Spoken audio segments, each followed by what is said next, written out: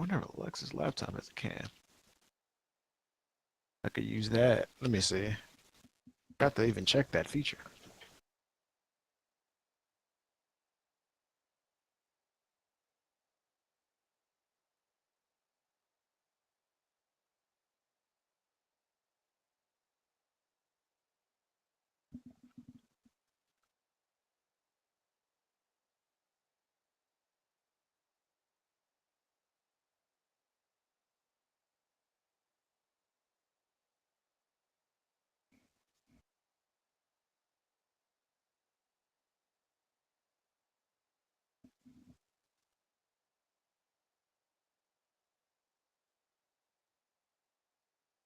Okay, you ready, X?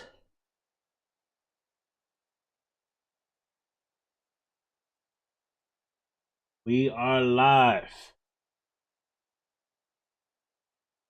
How's everybody doing? It's your boy Will, FIFA 22 elite level player.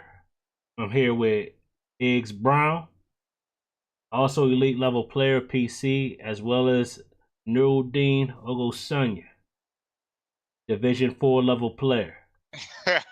This We're here to break down the FIFA 23 gameplay, pitch notes, and just give our thoughts on FIFA 23 for PC going into the next game cycle. Welcome aboard, Dean.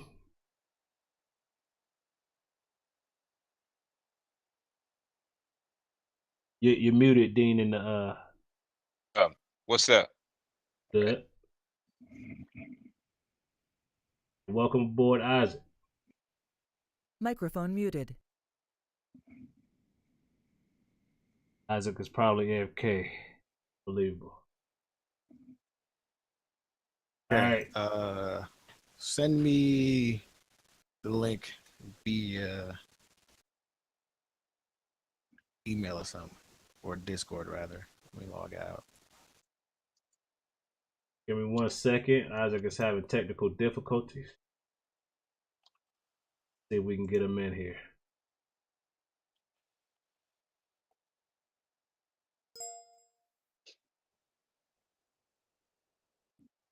Such a nice laptop. I done myself.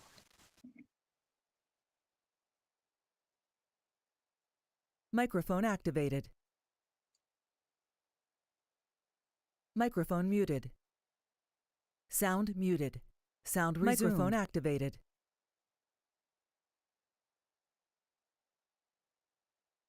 Isaac, are you good? I'm logging into Discord on her laptop so I can get the link. We're live, sir. Microphone sound muted. Okay, we're gonna go ahead without Isaac for now. Let's get initial impressions on the gameplay trailer, Dean. What are your first impressions? I mean, it's always the same thing. They look good. How does it play though? You know, that's what I want to know. I agree. The game looks good. We knew it was gonna look good. Spend all their money on graphics. Money well spent. All right, so let's get started. Hypermotion 2, next gen gameplay. You excited for PC to be joining next gen next year? Definitely. Definitely. Long overdue. Definitely long overdue. Over 6,000 authentic true to football animations. That's a lot. Quite a bit. But yeah, that next gen definitely is needed in PC because 22 wasn't it.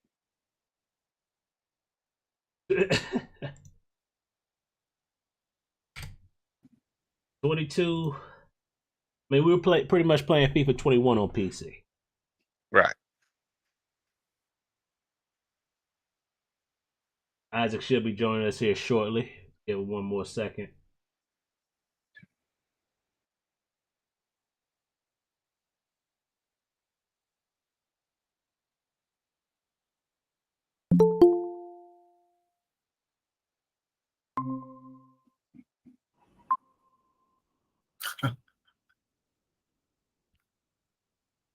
shows up as Alexis Washington. Right. Oh, Christ. All right. Can you guys hear me? Yeah, we Yeah, can. we can hear you. All right. I got to run. She don't charge her damn battery. 9% left. I will be right back. Go ahead, get started. We already got started. Right. Okay, so like we said, So go ahead, the King. advanced. No, I was gonna say we're moving on to advanced 11v11 match capture. 11v11 match capture. Sounds like a bunch of marketing gobbledygook. Yeah, basically. I mean, know. because it doesn't matter how many matches you play if we don't see changes in the gameplay in 23, what does that do for me? Yeah. Agreed. So, what clip do we have here? Short summary clips. Yeah. Play so this. Hypermotion is our groundbreaking next gen. Okay, this is Hypermotion. I'll mute that so we don't get copyright. We don't need to watch that. We're familiar with Hypermotion. So full team authentic motion. New animations introduced to improve gameplay variety and immersion, including everything from new shots to passes and goalkeeper saves. More stuff, more marketing, you know, say more buzzwords. Let's get down to the nitty gritty. Women's football updates. Do we need to cover this? Yes. They're not going to be an ultimate team. You know what I'm saying? The Hold only on, game mode that matters. I did definitely said they're not gonna be in ultimate team, or we just presuming they're not gonna be in ultimate team. I'm assuming they're not going to be an ultimate team. I'm hoping they're not going to be an ultimate team. They said women's club football, so I don't. Okay, club football. I mean, yeah. I don't know what a woman-only animation is. That doesn't seem to make much sense to me. That's odd. Add hundreds of new women-exclusive animations. I mean, Hold on, this is the first time they're gonna have a club team, so like they haven't done it before. The women's animations, it makes sense, you know, to differentiate between the male and female athleticism. what? It's the same. Just different levels: running, jockeying, shooting, dribbling. Yeah, you know, finesse shots, skill moves, same movement, same movement, different level of explosiveness. Different level of explosiveness. It just seems like an odd thing to point out, to make seem unique. It seems strange. Let's move on to the technical part of it. I'm like, this top part is BS. You guys talked about the graphics at the start of the stream. Is it me or does it look like Pez? Looks better than Pez. What are you talking about?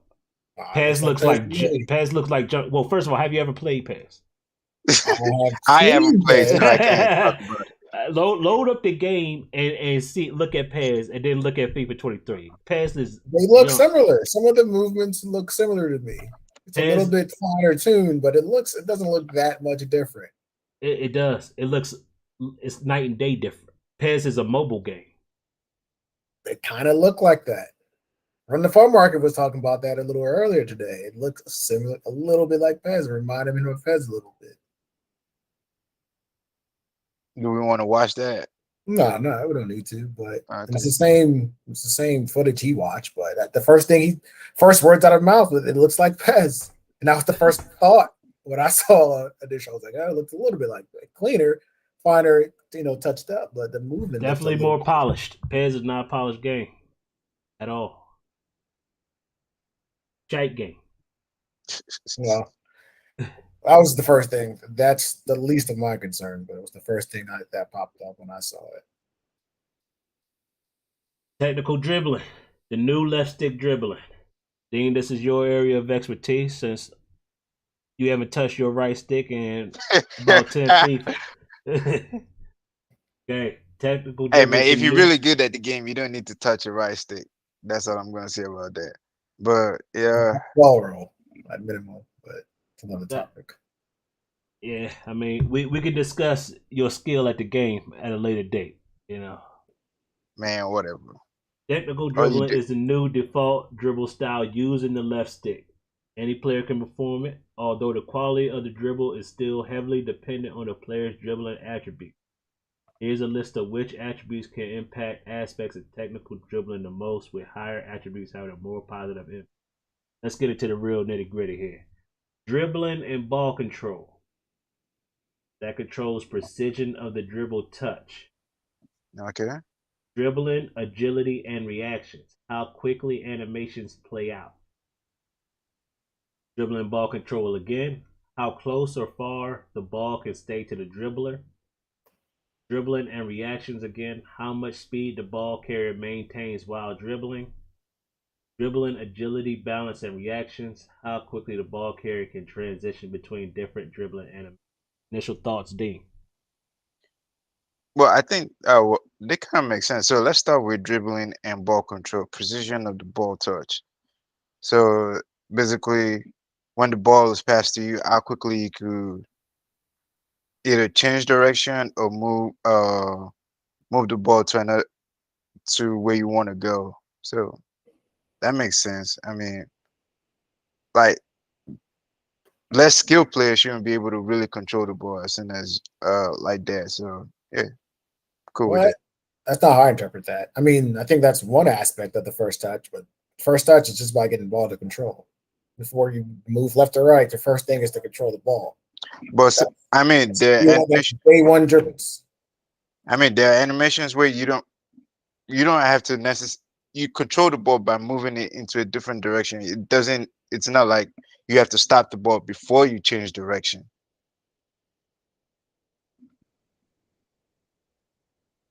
I did you hear me? Yeah. Is this proper placement? This is so it's just the ball doesn't go in an unwanted spot, right? When you make a dribbling input, a command, you get consistent response from the ball. Right? Heavy touch versus soft touch, left dribble, right dribble.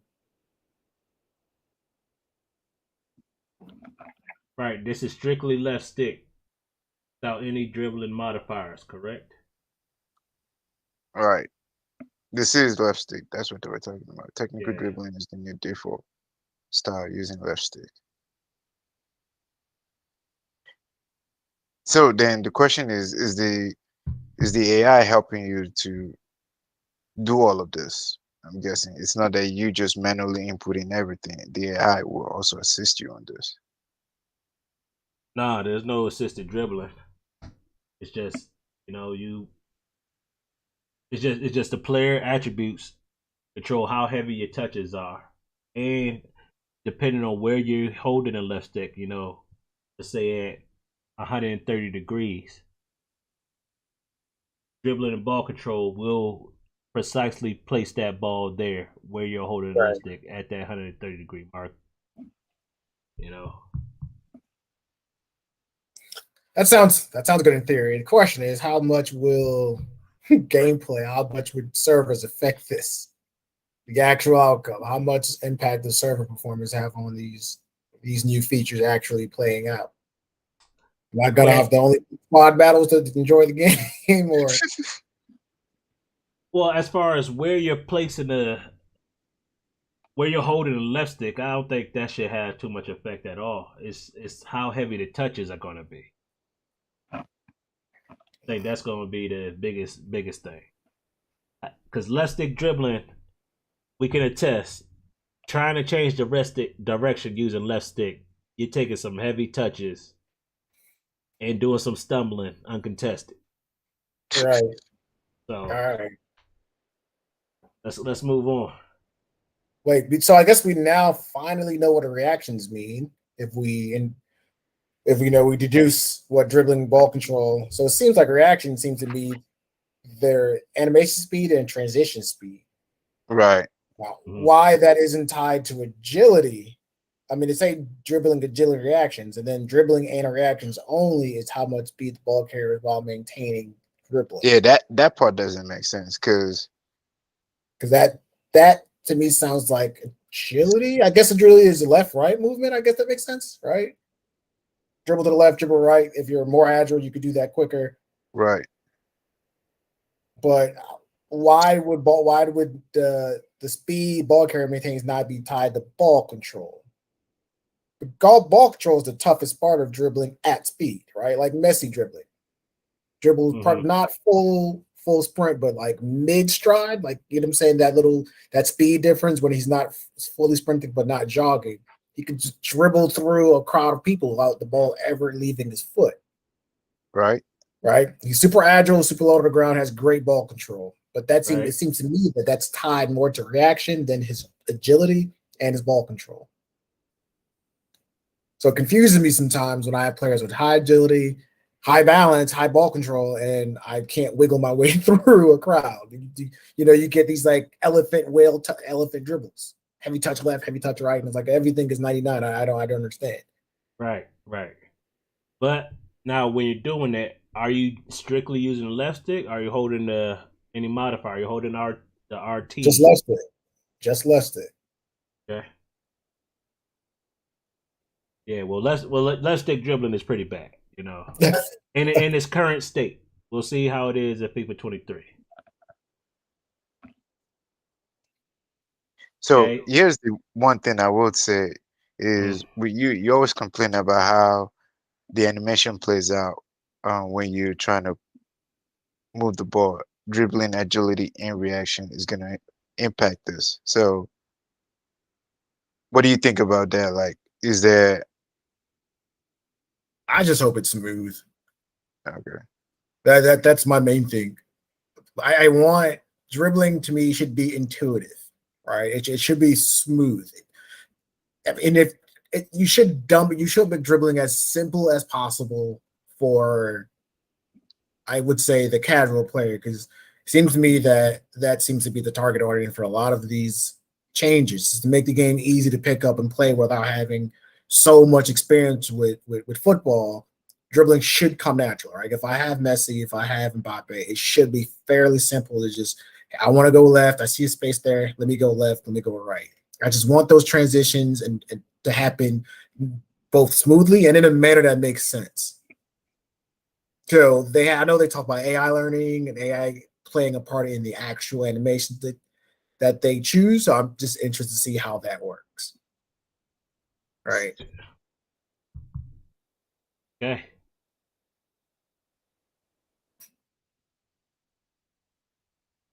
And here they confirm this is pure left stick, no modifiers. LB, Let's see what that RD. video looks like. That's nice. All these clips are taken from the gameplay trailer that we watched.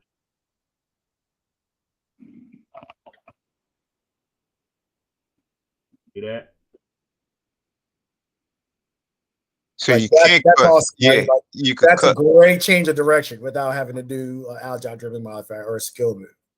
Right, because right now, if you make that your dribble, you take that heavy touch to right, you see that space, right? Dribble, you accelerate in that space, and then you try to make that left turn, and then they do the strangest thing, either like a chop with the other foot, right, lose all the momentum, or just cross the ball right in front of the defender's foot, which is just like nobody dribbles like that, right? That you need that smooth weave in between those little diagonal passing lane, like that. I feel like that's never been in FIFA. So if they're able to actually execute on that, that's going to go a huge way for making dribbling feel really responsive and really smooth. Okay. Now let's get into the jockeying. Jockeying aims to provide tighter feeling controls and increase responsiveness when keeping up with attackers, while jockey L2 on PlayStation, LT on Xbox controllers, or Sprint jockey are being used. We designed machine learning jockey with two big goals in mind: expand the use of our machine learning algorithm, provide a counter to technical dribbling. All right, I think they're going to explain this more here. Okay, yeah. Here's an overview of how machine learning jockey can impact jockeying in FIFA 23. Jockeying player has the ability to turn at a variety of angles to improve their defensive coverage. It is now slower to decelerate going from high sprint speeds into jockey, making it harder for players to over-rely on inauthentic fast stops and quick turns. The defensive awareness attribute impacts the following aspects of jockeying. This is key now. The max speed while sprint jockeying. The sprint speed attribute does not impact jockey speed thing. Transition speed. Oh, you were saying something, Nix?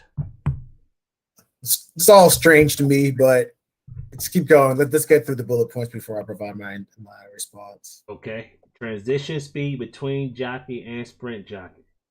How much speed and acceleration are maintained when exiting jockey into sprint? Acceleration during jockeying, along with the acceleration attribute.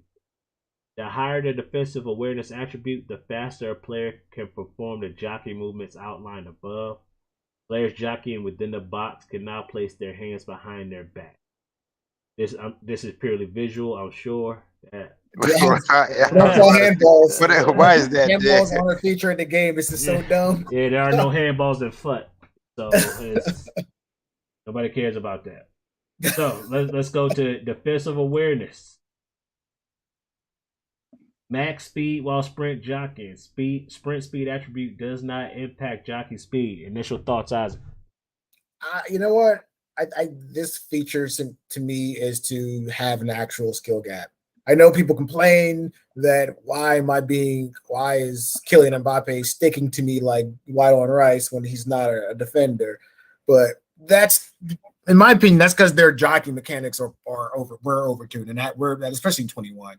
It improved, right? Because 22 was that transition where they tied defensive awareness to movement, right? And I guess we're still relying on that. So I don't think this is a different feature in 23 than it was in next gen 22. I feel like this is still a carryover, right? So that makes sense to me. But I mean, again, that was needed because like that hard stop, that inauthentic fast stops and quick turns is the reason why it confuses you why Kylian Mbappe can jockey that. Like he doesn't have the actual technique to jockey, which in real life, right? So he shouldn't be able to shadow a really agile player in the game. So yeah, you should be able to run circles around him, but then slowing down his actual ability to move around the pitch because he doesn't have high defensive awareness seems stupid to me because he's wildly agile, he's wildly quick, he has the ability to do it. So I'm being penalized if there's a lane there, I can cut that with Mbappe, but I have to take this really dumb path, right? This sprint straight stop to get him in position that just seems inauthentic because I physically can't move his body in a manner that actually makes much sense. Right. So this is a carryover from FIFA 22 Next Gen, and they're building upon it by decoupling the sprint speed from jockeying, which I'm assuming is to make players like, let's say, Mats Hummels, center backs like Mats Hummels, and these slower, top end speed center backs more viable in the game, or at least earlier in the game before everybody has 90 plus speed, right? But more viable earlier in the game, so you don't have to, spend all of your initial coins buying 80 rated cards with you know what I'm saying, that have high speed. So by decoupling sprint speed attribute and making it, your jockey speed tied to defensive awareness, you got these good center backs who are good in real life, right? Who just don't have that top end speed. Chiellini, Bonucci, Hummels. Right. Okay. Dean's boy Harry Maguire. Hold on. Whoa. I'm a Gunner, so he's never my boy. Well, actually, I like the fact that he's on Man U, so yeah, we could score easier. But I actually like that defensive awareness is tied to your jockeying speed. So I don't see any. I think that's pretty good idea. But here's my thing: if you're saying that Mbappe should not be able to match you speed for speed while you're why is on defense? I mean, he's still a fast player. He should be able to recover if you blow past him. That's what I'm saying. He's like wildly agile, he's quick, right? So I should be able to make sensible defensive adjustments if Mbappe is near the ball, right? But the way they've decoupled them, right? And Mbappe's going to jock either really slowly or really badly, right? So the only actual way is to like overcommit, right? Run past them, take your head off, sprint, and then like slow jock towards them, right? You'll have this unnatural approach you have to take with Mbappe because you can't move him a way that he would normally be able to move. Like I don't personally understand why movement should be tied to your defensive awareness. Movement is movement, right?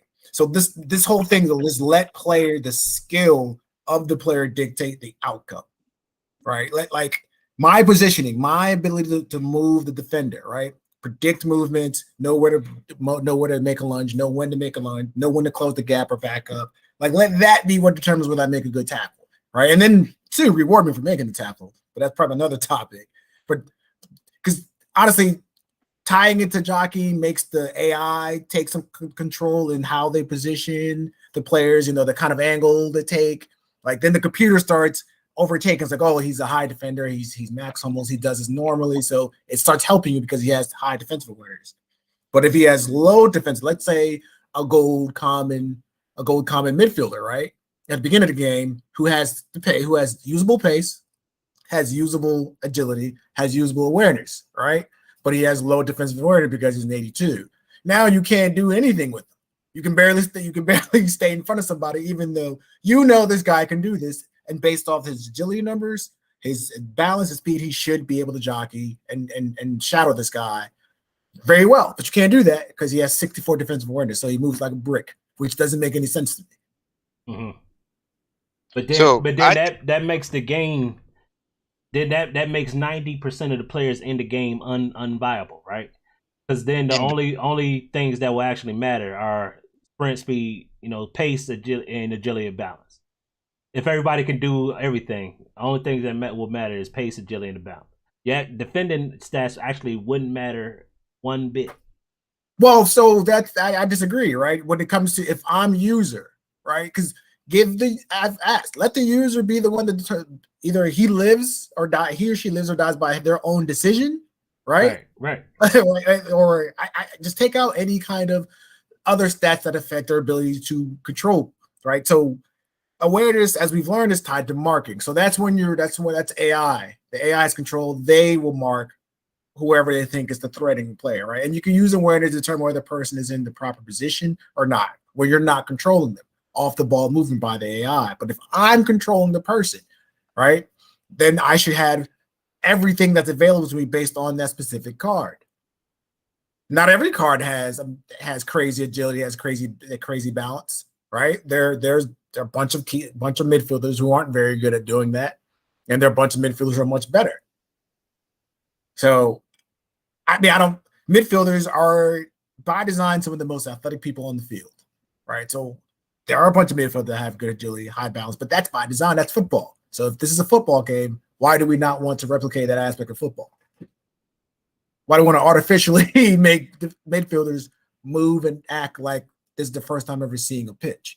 That's odd to me. That's an extreme that's not actually happening though. They can still jockey, they just can't jockey as well because all midfielders can't jockey very well. Fair. Right? Casemiro is one of the best defensive midfielders in the world. Because he could jockey, he could tackle, he could mark, he could close you down, all that, right? But Paul Pogba, on the other hand, even when he tries to play defense, it's still not very good. But and Pogba has decent sprint speed, ability, balance, all that, right? In real life, but his jockeying has to be tied to something to reflect that he's a bad defender. He's a bad Casemiro. defender. Okay. But okay, so which is where defensive awareness comes in. Right.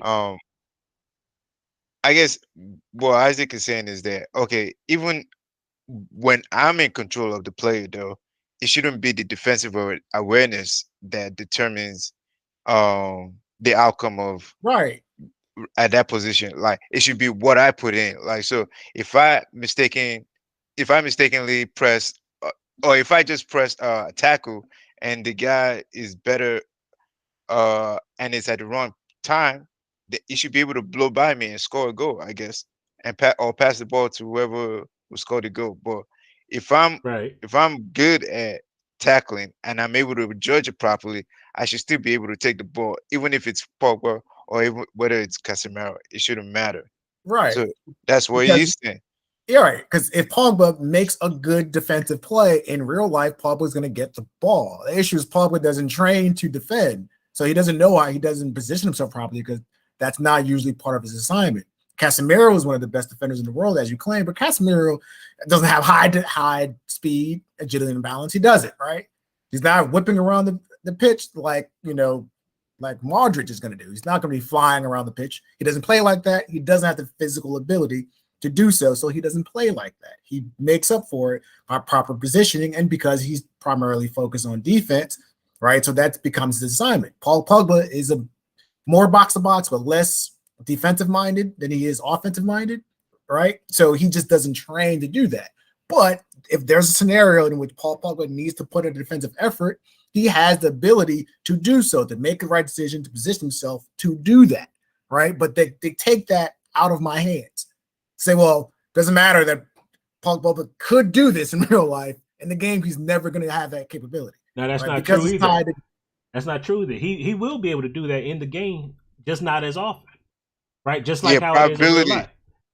Right.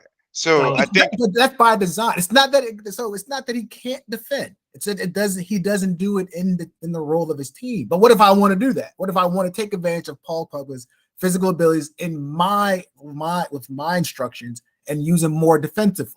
He has this tool set to do that. He just doesn't do it in real life because his team doesn't ask him to do that. I can't take advantage of any of that in this game. I think okay, so the other thing is I think defensive awareness is just about it should be tied more to positioning. So like with Paul Pogba, he's gonna be probably more likely to be out of position than Casemiro. Right. So that should be where like okay, if you guys are attacking and you overcommit on your attack and they are able to counterattack you, Paul Pogba should not be able to come back and catch up to whoever is leading the attack. Right. He might be able to he might have the physical ability to speed and come back and catch up to him, but by the time he gets there, it's already too late because he will be way too like the guy would have already scored the goal. Right. Do you understand what I'm saying? That's how I feel like this should be playing out. You know? I agree. Right. Defensive awareness is still tied to positioning. It's not decoupled from defensive positioning. This is just explaining defensive awareness to jockey impact. Yeah, jockey. This section is just jockey. For me, like all this stuff falls apart when you're at this specific point in the game, right? In August, July and August. Because now if Pogba, since we're using him as an example, if he gets a Fuddy's card, he's gonna have 90 stats all across the board, right? So now Paul Pogba in the game is going to be able to jockey like Casemiro, put in tackles like Casemiro, and score like Mbappe because you'll have crazy agility, crazy balance, and stuff like that.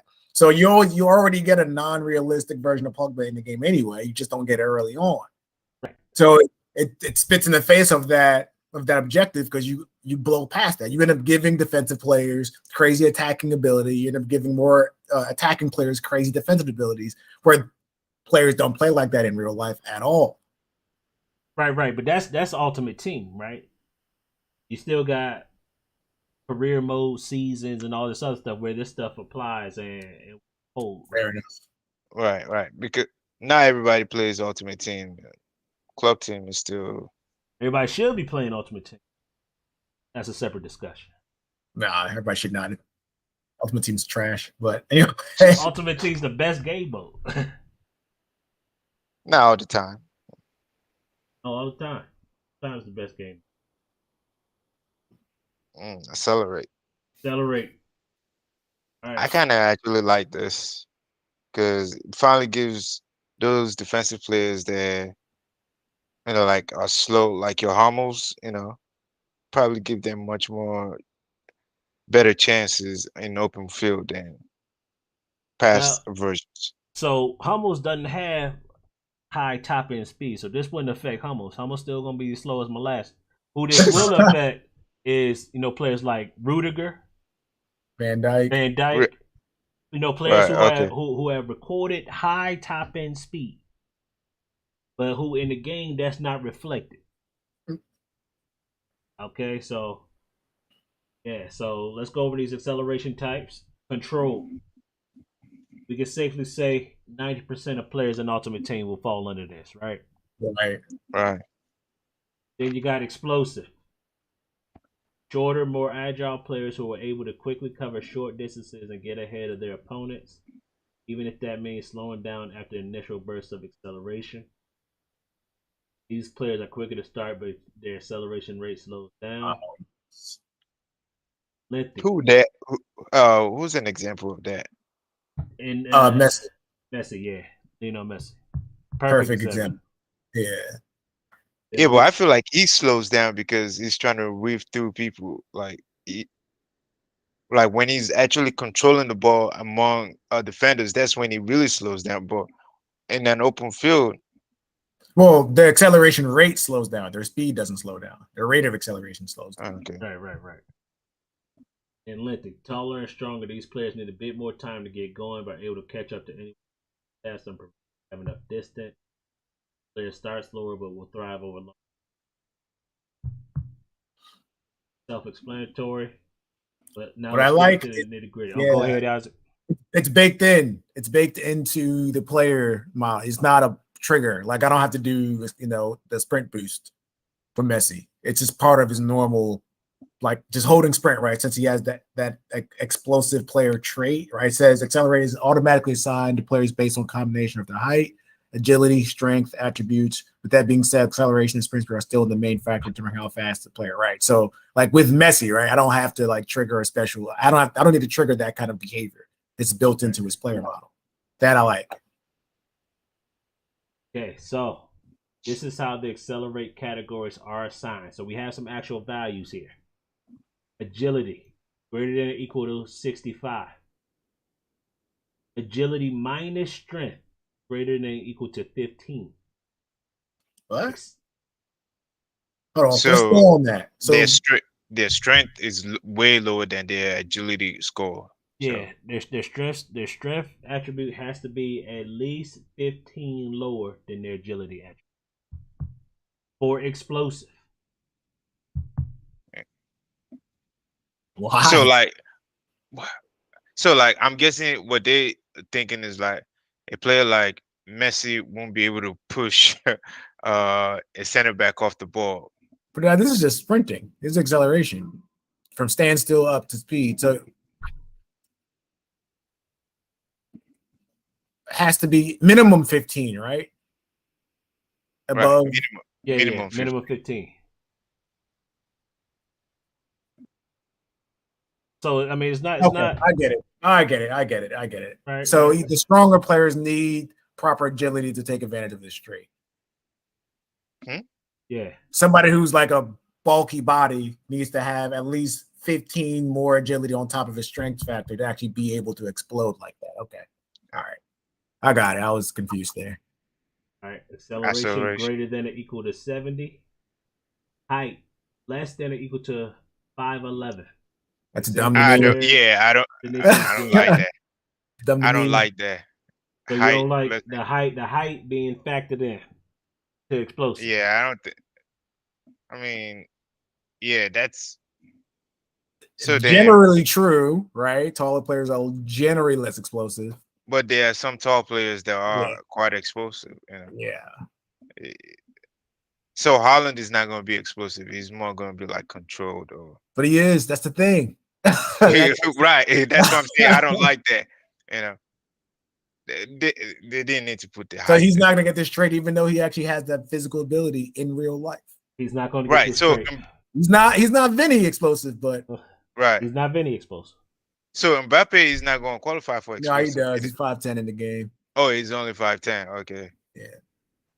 For some reason, I thought it was tall. So yeah, Holland just took it now. Okay, lengthy. Strength greater than or equal to 65. Strength minus agility greater than or equal to 15. Acceleration greater than or equal to 50. Height greater than or equal to 5'9". Example player Virgil van Dijk. Yeah, this doesn't make Doesn't sense. Mbappe fall under the same thing though? Doesn't it meet all those categories? This doesn't No, make sense. it doesn't meet strength minus agility, greater than or equal to So 15. Hold on, it's the same. Oh, agility. Okay, agility minus strength, and this is strength minus agility. Okay. so which one is low? I mean, are they saying he's frail? No, they're saying No. that he's way too strong, and therefore, like his strength needs to be 15 points higher than his agility for him to qualify for this. Yeah, strength needs to be 15 points higher than agility to qualify for lengthy. That's why they use Van Dyke. It needs to be but so then what about players like your Adama? Adama Traore will be exactly Traore my doesn't point. qualify for. Traore probably qualify for explosive. Right. Why would he? But I'm sure his strength numbers are up there. right. His strength numbers may actually be up there, which will Hold on, put it in control. Okay, all right. That makes sense. That makes sense. Check this card out for 2022 and see how it actually stacks up with what they're saying right now. I know it's going to be different for 23, but he's not a control, but I mean that's where they would put him, but I don't think that'd be accurate. Okay, yeah, I'm looking at his FIFA 22 card, and he will fall under control. For his gold card. Right. We're using go card. We're not using. We all know that's not real. We know he's more the explosive sprinter, right?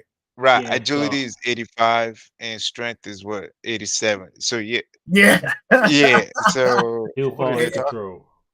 Right. And yeah, no, I agree. But do you think that makes sense?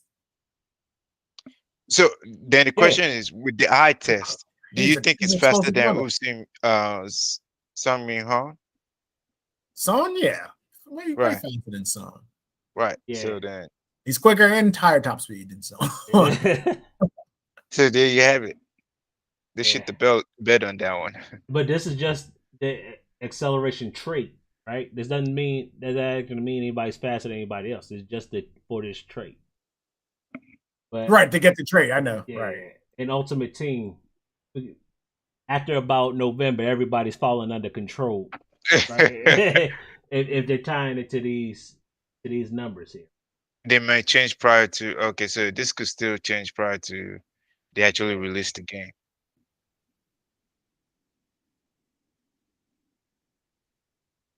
Yeah, that's good. That's a good question. Interesting. Okay, we've got to see how that plays out because as they start fudging with stats, then it starts moving players out of or into different categories. You could find which acceleration type your player has on the team management during a match. And if acceleration type explosive. Maybe it'll just baseline it. Because Pulisic explosive, like really. Yeah. But maybe, right? He may be really quick. He just may not be very fast. So they gave Pulisic a catalyst. Gave him that No, that's fitness. But he got +7 dribbling. So his strength is 15, less than agility. Greater than 65 pace. So he will fall under explosive despite not being very explosive. With only 87 pace. Now let's hold here for a moment. Look at these ratings. Timo Werner, Dean's boy, 83 rated. Man. Havertz, 83 rated. Conte, 89 rated. Yeah, I didn't have a great season, so that's fair. All right. Well, I mean, wasn't he injured for most of the season? Yeah, he was hurt. So. Didn't have a great season. Edouard Mendy getting bumped up to 86. What you think about that? What was he, 83 this past FIFA? Yeah, I think so. 83 and 22. Yeah, I like it. Should be 89, but okay, whatever. Okay. Reece James, 84. That's a little low, if you're asking me, but at least he's getting some respect. Hakeem Ziyech, 83. He dropped him. He was 84. Missing Mount, what was he, 84? Well, we don't know if these ratings are still accurate. Subject to change, but game come out in a little over a month, right? I mean, Chelsea does not look ready, so these ratings could drop. Jorginho, 85. Did they drop him? No, that's the same, I think. That's the same. All right, let's keep it moving. Power shots. Okay, hold on. This is key here. The acceleration type is calculated right before kickoff, so it's important to note that it's affected by attribute changes that can happen before the match. Chemistry, morale, etc. Hold on, what is this morale? They adding that to Yeah, well, morale. they adding that. No, morale I think is in career mode and stuff like that. Oh, okay, yeah. But it's not impacted by attribute changes that happen once the game is started. Loss of stamina, perks, etc. Okay. I think perks is in Volt. All right, power shots. There's a new shot right here. Power shots are a new skill-based shot that add extra power and accuracy to a shot at the cost, time, and a higher degree of input precision. Here's how to perform a power shot.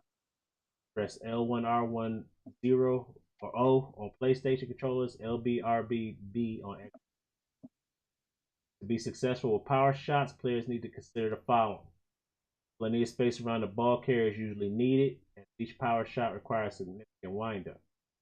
Aiming generally needs to be more precise since power shots do not behave like default assisted shots. Rely heavily on the player's aim to be successful. Initial thoughts, Dean? I mean, yeah, let's go. Sounds about right. So are they going?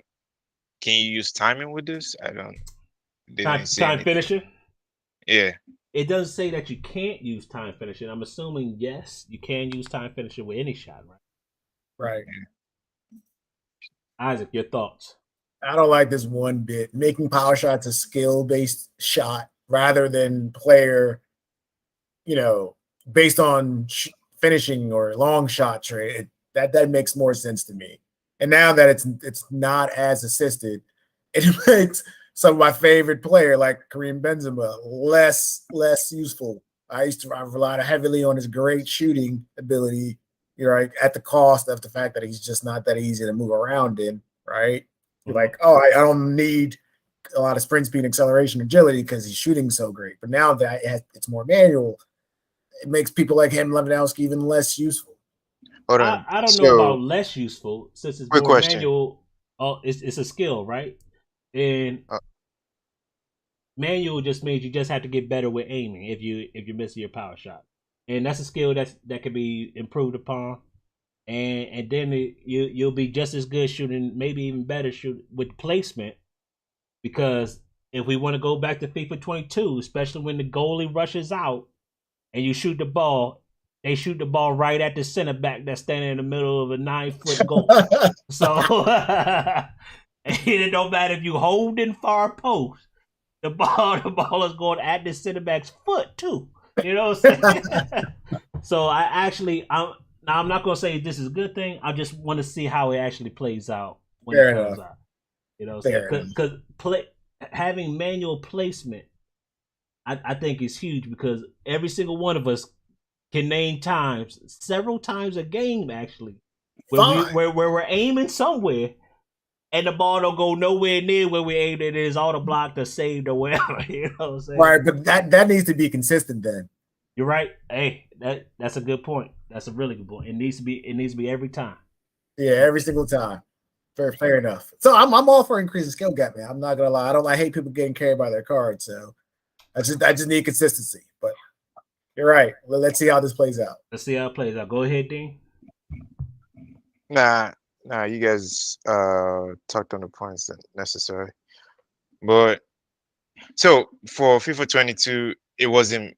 I thought this was automatic. It was based on your skill set, not necessarily manual. Power shots. Right? Yeah, power shot was. It was just the default shot. Just B, and that's a power shot. You know what I'm saying? It don't matter. Yeah, that was the default sign.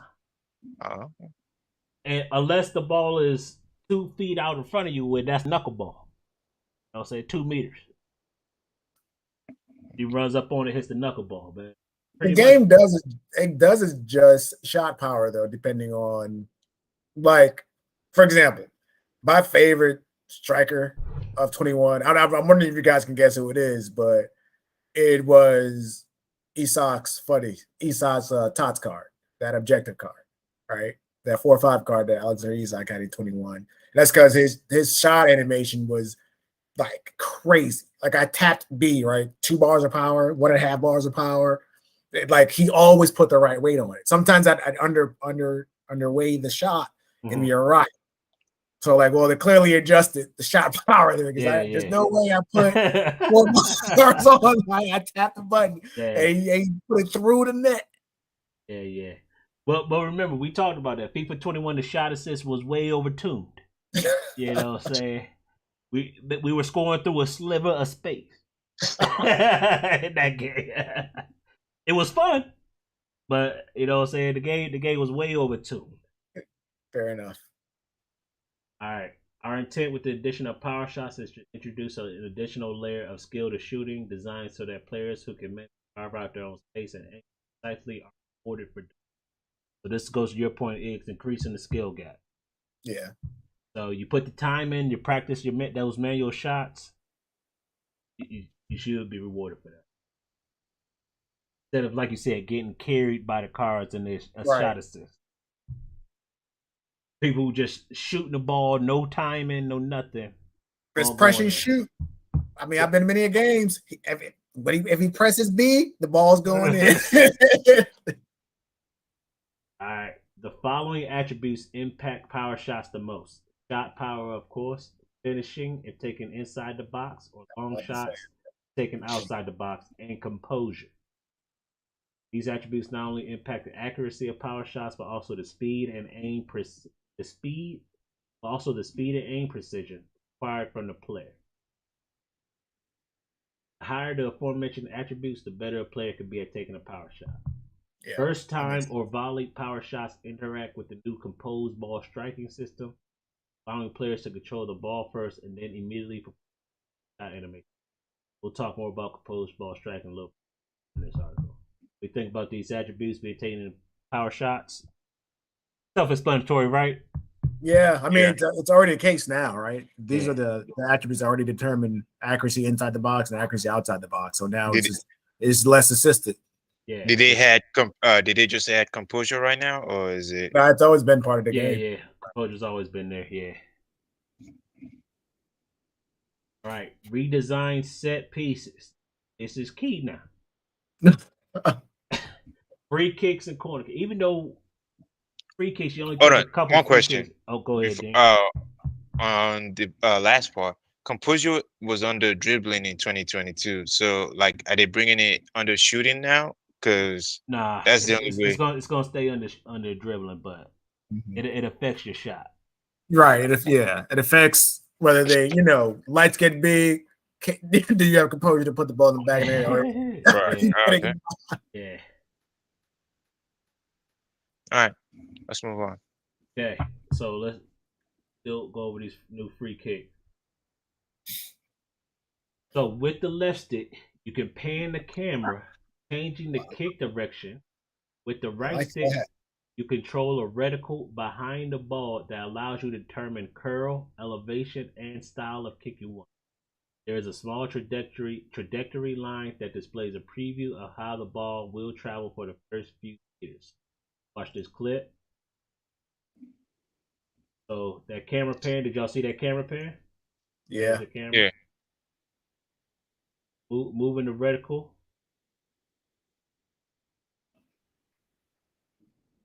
Going for inside foot curl. Can't read that. 40. All right, initial thoughts on that new free kick. Can we actually score with it this time around? I mean, that's the plan. I think FIFA 22 is the first FIFA I play where scoring free kicks is actually a lot hard. Was one of the hardest ones to score a goal. So and I think that took a lot out of what makes the game such fun. But they need to make it. Because I don't know if y'all watched the pro scene, but it got so bad in FIFA 22 where they're not even attempting free kicks. Oh yeah, Right, yeah, right. yeah, Me neither. Like, yeah. Not even trying it. Not even I trying don't. it. Yeah. Yeah. Going for dummies and, and Yeah. all Right. that just to get an opportunity. Set piece tactics. You know what I'm saying? Right? Because it's just outright not viable. So I think this was a good change. Now, but like Dean said, can you actually score doing it? And that's something we're gonna have to find out. If not, it would just be another useless, another I mean, the game that doesn't add to your ability to score goals. it makes the experience even worse. Like, if they don't, if this doesn't pan out, I don't know. Like, Yeah, because I scoring a free kick is one of the most enjoyable part about playing football. soccer. Yeah, and if you can't do this, you should be worried about fouling somebody even at the edge of the 18 bar. You should be terrified of doing it. right. You have a Messi on the other team or a Cristiano Ronaldo. CR7, yeah, you should be terrified. You should be like, oh shit. But All right. I hope they fixed it. Now, I wish you could change the foot you take the shot with without having to change the shot taker. All right. Like a Yetter, he's 5-star weak foot. I would love to sometimes. But does he actually shoot with either foot though? If he doesn't shoot with either foot, I mean, I don't care if it's a 2-star weak foot. I should really choose. Why not? I mean, why not? If in real life you can't shoot with either foot, why would you put that in the game? You can try it. Yeah. So I agree with Isaac. It'll be less accurate, but you should still have that option. That's what I'm saying. I don't see. Look. Well, because what does it hurt to have that? Because you taking what? You taking 2 free kicks in a game? You know what I'm saying? Let him choose which foot he want to take away. You know what I'm saying? It's already a rare enough occurrence anyway. To get a good game, a good free kick with just the foot that you do shoot with. That's not complicated. The issue with how complicated is that though? Is that super complicated? I'm not a computer programmer, so I don't know how complicated that is. So yeah. All right. So, following player attributes are used for the new free kick and corner system. Curve determines max possible ball trajectory. Players with a higher curve attribute have a higher maximum side and top backspin be applied to the ball. Shot power determines ball travel speed. Crossing determines max elevation, corner kick, and free kick lob passes, making them more controlled without compromising speed. Players with a higher crossing attribute can perform higher powered lobs with less. Well, okay. Free kick accuracy determines max elevation in any free kick shot, making them more controlled without compromise. Players with a higher free kick accuracy, higher power shots with lesser accuracy. So I just want to touch free kick accuracy determines max elevation. Yeah, that was the question marks are going over the top of my head. Like, what? That's not. Why is that not determined by shot power? You know what I'm saying? That's a. The big thing, free kick actually should be determined in placement. Yeah, that's it. Right, placement. But I feel like elevation should be more with crossing. Power. I mean, you got crossing. Crossing determines max elevation and corner kick, free kick, lob pass, which I can accept that. Right. But shot power should be a factor in that. Yep. Because more people miss by going too high than hitting the wall. That's where most of the misses come from, right? By kicking the ball over the net. So putting a cap on elevation makes no sense. I would like to hear the reason behind that. I'm not understanding that myself. You're never gonna get it. Lying down behind the wall. Do we need to no. This? Nobody tries to shoot under the wall anyway. Just because it looks cool. Yeah. It looks good, but nobody cares about that. Okay, penalty kicks. Penalty kicks were refreshed. Before we go in, did we need a penalty kick refresh? I don't think we did. Who asked for this? Hold on, let's see. Who asked for the refresh in All right. Now, when you step up to the spot, you will see a shrinking composure ring. It's based on your player's composure. Ideally, you want to time your shot when the ring is at its smallest, just as it touches the perimeter of the ball, in order to take a penalty kick with great accuracy and power. Use left stick to aim your shot, and don't worry about going past the net because you are not seeing a reticle. Set your aim to within the net, about 3 feet from the post, and your aim is fixed, so hold the position. Aim won't recenter. So, I like this. Here is allow you to focus more timing and power in your kick. So this is good because the holding the joystick at the top bends, especially when you got stick drift on your controller. Hold on, let's see the video.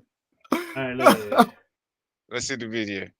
Take you 30 seconds to try to study. Yeah, but this also prevents people from able to guess where your shot, where you're shooting at, right? Just look. No head movement. No head movement. Right. Yeah. Coming down to. Hold on, is that fast? Oh yeah. Man, that's pretty fast. Right, that's what I'm saying. Is that fast? Yeah, let's play it again. I want to pause it here. Let's pause it here. You see this? Kareem Benzema, 91 rated. Damn. That rating boost. About damn time. Put some respect respect on my man's name. He went on the tier, so yeah. And he won the Champions League. So shit. All right, now let's look at this composure ring. That is pretty fast. Right. Benzema as well. Exactly. If it's this fast for Benzema, how fast is it for a defender? That's faster. Definitely ain't gonna be wanting to go to PKs in FIFA 23. you talking to Isaac about that? King of PKs, man. I'm gonna have to master this.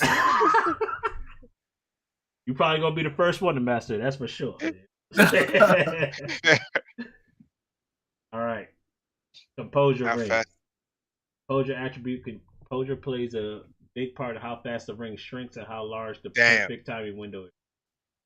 Composure ring timing is essential to keeping your shot on target and maintain shot precision. So for Benzema, that's crazy. That's ridiculous. If you're telling me composure ring or composure attribute is what's gonna determine how accurate your PKs are, then and that's what Benzema's looks like. If you don't have a top striker, you're done for. It doesn't need to be a striker. There are a lot of a top PK kicker, right? You're done for. Well, yeah, that's real life though. Yeah. All right. Shot precision. Penalty attribute impacts the quality of shot placement. Shot power attribute impacts power and how far to the side of the goal a shot can reach. Be careful, overpowering a shot can mean to the goal complete. Cannot aim directly at the edges of the post, so use the above points to help bring your shot to hard to reach places. What does that mean? We remove time finishing from penalties, so there's no longer any need for second press the button press after locking in your shot. No need to green PKs. I like that. I like that as well. If you already green in the composure ring, you don't need to then re-green your shot on top of that. Yeah. Yeah, so that makes sense. That makes sense. Never use time finishing in PKs anyway, so yeah. Gotta use time finish. Hey, I was winning my games, so I didn't need it. All right. War football. Attacking. This is stuff we want to see now. Shots are shooting. Shots are a big area of focus for us in FIFA 23 with size, power shots. Here are some rework semi-assisted shoot. Aiming closer and inside the goal is rewarded with greatly improved accuracy. While aiming far away will result in missing. Accuracy is based on how well you aim. It can be as high as double the accuracy of an assist. Our aim with this rework is to enable high-skilled players to play successfully with semi-assisted shooting. Let's take these one. Yeah. Semi-assisted shooting. Because in previous FIFAs, like we discussed with FIFA 21, where assisted shooter was so overtuned, if you were playing with semi-assisted, you were as good as losing the game, right? So here, that's again trying to add to the skill gap. Skill gap, yeah. To where semi-assisted, you play semi-assisted, you put the time in to get good at. You're now better than somebody with an assisted shot, as it should be. As it should be. I agree. Yeah, so I like that a lot. Low shot. Hold on. Go ahead, the one thing I don't understand is where it says aiming closer and inside the goal is rewarded with greatly improved accuracy, while aiming far away will result in missing the net completely. So that's where it's saying that this isn't about. This is just if you can put your point within the goalpost, you're gonna more than likely score. This is just aim. Yeah, this is just aim with your left stick aiming the shot. Okay. Yeah, because Neil Guides has a video on aiming, and I mean, I'm sure people at the high level realize how much assistance they get for shooting, but you don't realize how much assistance, how much of the actual trajectory the game takes control of until you watch the video. Like, he advises aiming for outside of the net to try to get far post. That's how far to the right you have to move your reticle to tell the game you want a far post shot. Yeah. For the game, just the trajectory inside. You can hold your left stick completely one direction, and you're hitting top bend. You know what I'm saying? When the ball should be going to the flag. Okay. Yeah, so this is another reason why we get shots directly at the keeper, because it's biasing a shot toward the center of the net to try to keep most shots on goal. But obviously, it can do that to detriment by just literally aiming to the only person, the only place you don't want the ball going. Okay. Yeah. Okay. I like this. Low shots. These shots will only occur when the player requests a low power shot. Requests up to 40% of the power bar to get a low shot. Works for regular shots, finesse shots, and power shots. Previous command for low driven shots is no longer available as it is now used to request power shots. Right. Makes sense. I mean, I personally don't like that there are any modifiers for low driven or power. It should be purely based on weighting, but fair enough, because I'm tired of tapping the finesse shot button and overpowering shots. I'm tired of it. I love this. Outside of the foot shot on demand. Outside of the foot shots can now be requested using the L2/LT button. Share with flare shots. The addition of outside foot shots increases the likelihood of special animation happening, especially if high power is. For the priority of outside the foot shots increases for players without. Why did it take so long for this to be in the game? Why did it take so long? It makes sense to me that any trait in the game should be triggerable. If I have outside foot shot trait, I shouldn't have to. I got to get this proper angle. I think this would generate. You have to weigh it properly. Like if you're trying to go for like a, let's say a left-footed kicker, left-footed shooter, right from the right hand side. Like I want that curve that you get with the outside foot shot. But I can't guarantee how much he's going to do. He might just power shot with the other foot, right? So I was like, well, he has to trait. Why is he not using it? Use it. And then when they don't need outside the foot shot, they're using like when you do a cross, when you do that cutback pass, all you need is a tap in, and they're doing outside foot shot 3 yards from the goal. Why are you doing that? Just tap the ball in.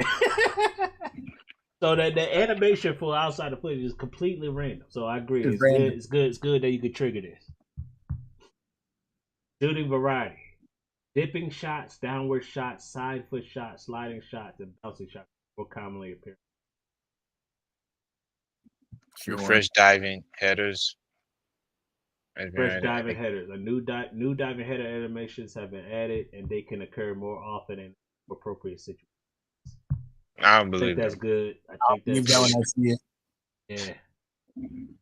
Instead of going for that jump kick, they be doing Right. Right. Right. Animation refresh. Added new volleys with dozens of new animations, including new acrobatic shots. Added high power outside the foot and lace shots. So I'm interested to see these new animations. What I really like is this triggering outside the foot shot. Auto low drivens with less than 40% of power bar. So this stuff is good stuff right here. It's good stuff. Composed ball striking. Powered by Hypermotion 2, composed ball striking enables players to transition more smoothly in certain shooting situations. Ball controlled first. Goal with composed ball striking is to make first time or shots, as well as first time shots. I think I remember what this is all about. I like it. I just don't know if it's what I thought it was. Grealish.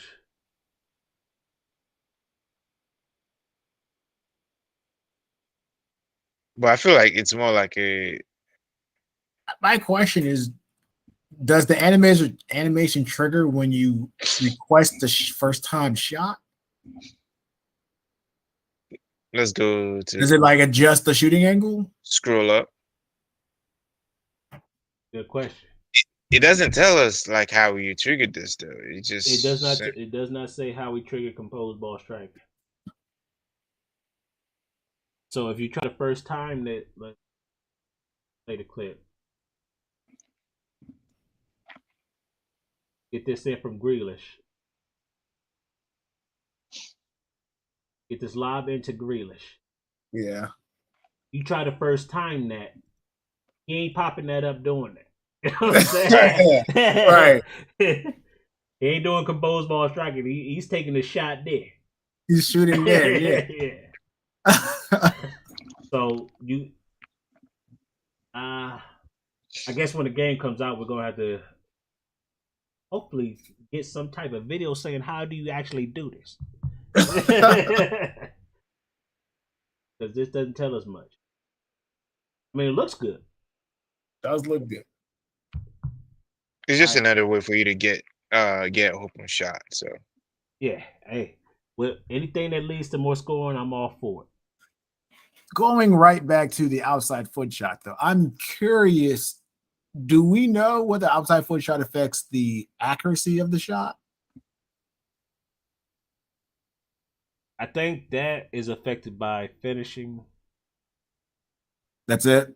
So they can finish just as effectively with an inside. Which so.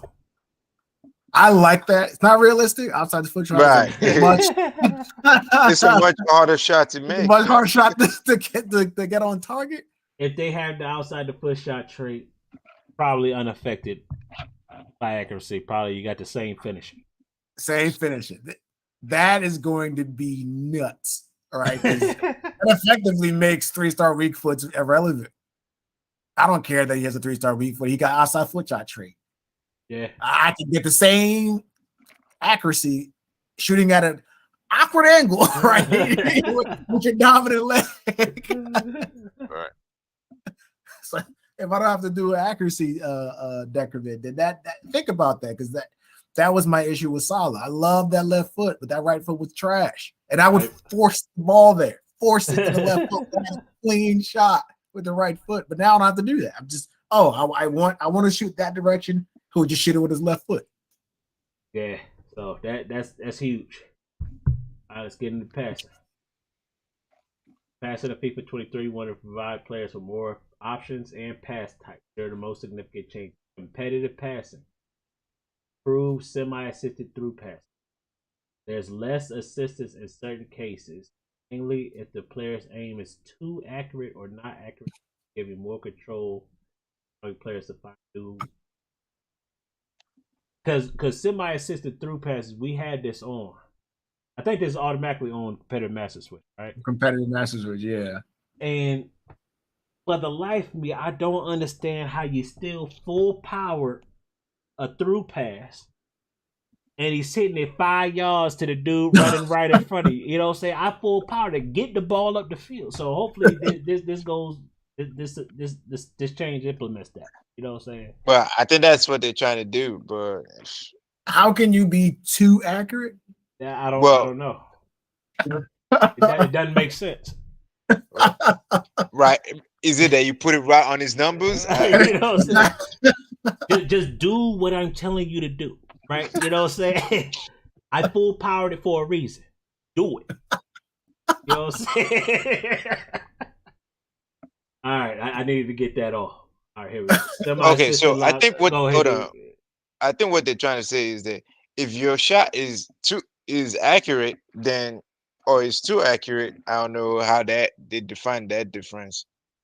They'll let that just go through. If it's not accurate enough, then they saying that you might be trying to play some other type of like pass the ball in a way where your player has a better angle to the ball, you know, for them. So therefore, they will let that happen also. Right. If their aim is not accurate, then they just made a bad pass. That happens. Well, that happens in real life all the time. So that's true. But I'm thinking more like you know, the player don't change actually what knows I'm what he's doing, though. You know what I'm saying? That's all I want to know. If I make an inaccurate pass, I make an inaccurate pass. I can live with that. Don't redirect my pass to somewhere completely opposite where I'm going, and then put no power on the pass. Yeah, I mean, honestly, I've been thinking about being okay with just full manual passing. It'll be a pain in the ass to get used to, but honestly, I'd rather be rewarded for perfecting manual. It will slow the game down to a crawl. And I know the community hates slow gameplay, right? I understand that, but I would take slower gameplay for accurate passing any day. I don't care. I can whip the ball around if the ball is going to the complete opposite part of the screen. All right, semi-assisted lob through pass. This is a new setting that takes the player's aim into account more than assisted lob through pass. Lob through passes can also be set to manual or assisted when available. And in FIFA 22, I have. Oh no, that's just lob passes, right? It's not lob through passes. Oh, so lob through passes is. Okay, we'll check that. There we go, lobs. That's what I have. I lob set this. New setting that takes more of the player's aim to account the assisted lobs. Pass receiver lock setting. Power up. This is a new setting that will select the pass receiver when the pass button is released or when the power bar reaches full power, whichever comes first. Gotcha. All right. They're giving you earlier more control of the receiving player. Yeah. Right. And I'm hoping this means I can just run the underpowered balls rather than this backpedaling waiting for the ball to come to. Backpedaling, waiting for the ball as a defender overtakes you and is flying up the field. As you just standing around. Right, man. I'm hoping that's what this translates to. Okay. Extended crossing zone. Now this I like. Expanded the regular crossing zone to allow for crosses at the top of the box. This is inspired by world-class players like Son Heung-min who perform dangerous crosses to their teammates from this area. So, extended crossing zone, you got the top of the box here. I like this a lot. I don't know why you. First of all, you should be able to cross from anywhere on the field. Right. So hold on. So wait, I'm like, what is?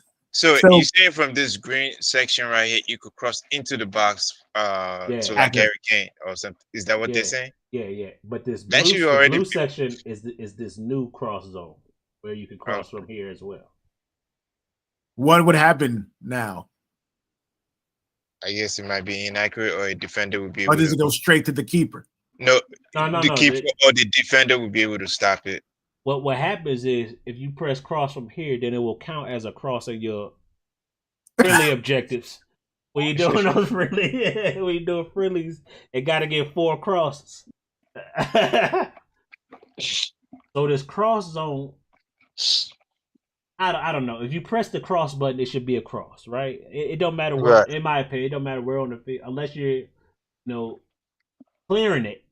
It should be a cross. But this is the cross zone.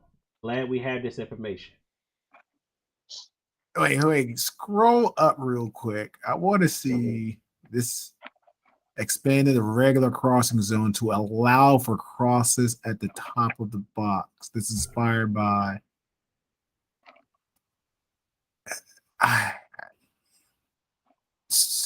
Oh, okay. I'm still so. What happens if I'm? You guys can't see my controller. Dang it! Grab your controller. See the wording extended cross zone. See that vertical yellow line just to the left there. Yeah. What happens if that line went all the way down to the bottom of the screen instead of diagonally crossing in? I don't know. I don't know why they down, did it. Yeah, it becomes straight down. If I'm crossing in that other triangle, right? Yeah. What happens there? Probably it's less accurate, I would think, but I don't No. know. You still play a crossing. That's the thing, right? You just still because that on we use Xbox controllers, right? That's an X pass. Right. You just play a regular X pass into the box. I do that all the time. Okay, That's why I'm not then why understanding put this there? crossing zone talk. Yeah, Then why put this? Why put this there? Right, that's what I'm saying. Once you're in the attack, you're in your opponent's half. If you if you press the cross button, it's a cross. But this crossing zone stuff doesn't make any sense. And you press the cross button, he's playing the cross. That's what he's doing. That's what he's doing. You know what I'm saying? I don't understand it. You know what I'm saying? It ain't like he's doing a ground pass. You know what I'm saying? Are they trying to say they're gonna make it more accurate? I mean, No, Maybe. they don't say that at all. Expanded the crossing zone to allow for crosses at the top of the box. That's all it said. It doesn't say anything about accuracy. Maybe it triggers a lob pass instead of a cross. Now, Okay. am I wrong? Maybe it looks like a cross, but it's technically a lob pass. But the game registers it as a lob pass As a lob pass, instead of a cross. right? Okay, that makes sense. It doesn't make sense, but it makes sense.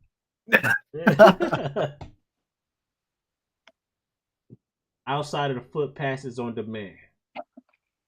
Outside of the foot pass can now be requested using L2 LT button shared with flare passes. The addition of outside the foot passes increases the likelihood of a animation happening, especially if a higher power is requested.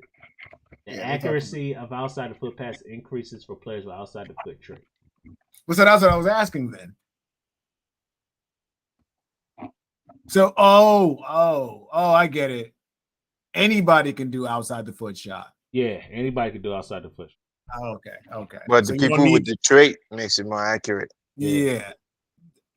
And also for the shot and the pass. Okay. Yeah. Okay. Goalkeeper passing with feet. Goalkeepers are more consistent at performing passes, even with lower short/long. That's good. Instead of giving the ball away, thank God. Instead of giving the ball away and then collapsing to the ground. You know what I'm saying? Hey, gentlemen, I need to step away. All right. All right. We'll continue on. All right. Yo, Moose. Yeah, Dean doesn't need to be here for this anyway. We added 4 new skill moves to FIFA 23 and 3 new fake shots, including a new explosive fake shot that can allow players like Mbappe with at least 4-star skill moves. Also implemented left-footed skill moves into. I didn't even realize skill moves are dominantly right foot. Yeah, right now if you do an elastico, it's always with the right foot. Or reverse elastico. It's always with the right foot. Watch this clip. Yeah, see, that's a left foot elastico. Left. Woo, boy. How do you trigger that though? Because that changes a lot. How do you trigger that? I guess it's just whatever foot's dribbling at the time. I like that. Okay.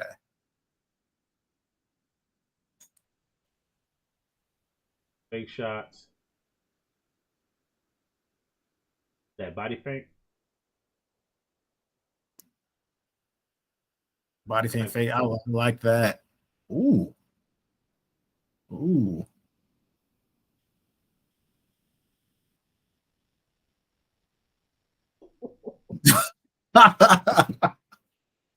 Okay, new skill move. Stutter feint. 3-star. Need to go over the yeah, we'll figure out on perfecting the inputs. Heel to ball roll. That's what we saw. I like that. Heel to okay. 4 stars. Okay. Heel fake. Heel fake. Assuming that's what Vinicius Jr. did. Whatever. 5-star skill. First time feint turn. 1 star. You don't like one star skill moves? I like that.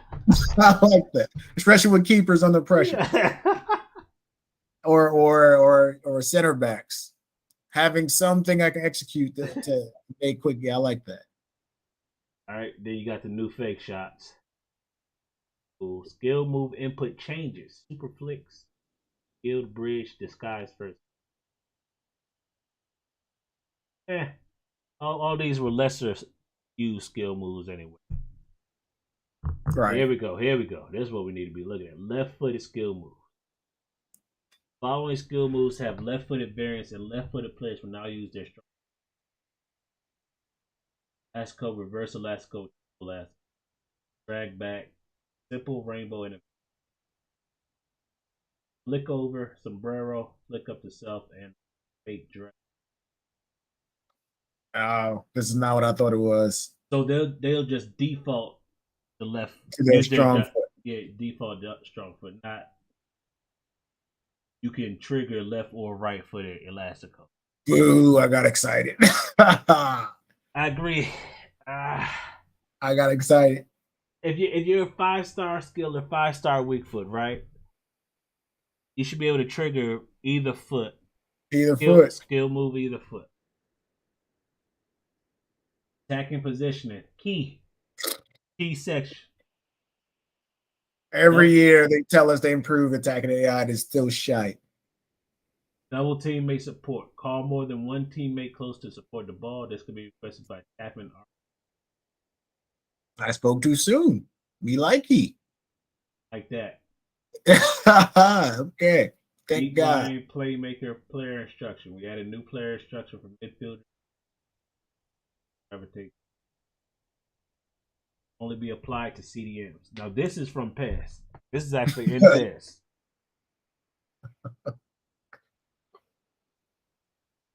Does that mean even in the attacking position? Yeah, this is it. This is attacking they position. Come up and want the ball. Yeah. Instead of hanging out with the center backs. Having team with the center backs. Where is my support? Get up here. Good God. Now you have to do a damn pass the ball back to him, then do a L1 trigger, right? Just to get him to come up, to get him to come forward. All right. Okay. Well, I spoke too soon. So you got some CDM support there. Better offside awareness. Next gen. Players are less likely to drift offside and will hold their runs more often. Hey, this is what we need to see. This is what we need to see.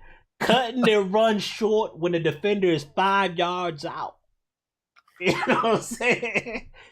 Get up, push the line. You know what I'm saying? Well, or just getting up to the defender, right? Getting up the line and then blowing past. And not just blowing past him to the tune of 15 yards. You know what I'm saying? I'm like, hold your run. You just hold it there. And then when the ball comes in, chase it down. Hold your run. Right? Just blowing past it. I don't get it. Players will try to stay behind the ball carrier when on a breakaway. That I like. Meaning they will follow you, right? Yeah.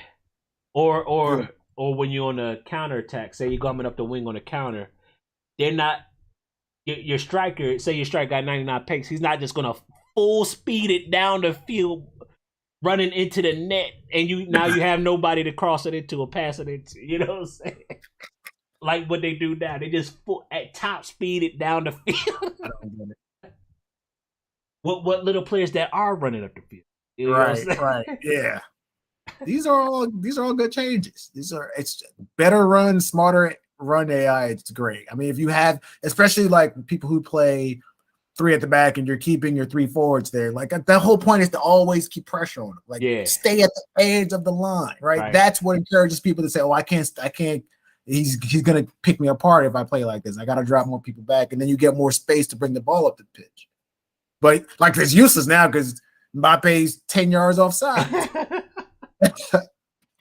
Or separation runs. Players that are closely marked can create space from defenders by changing their run direction. 85. Instead of this is what we needed when people trigger team press, constant pressure, whatever. Instead of just standing still with a defender hugging you, you know what I'm saying? Move around.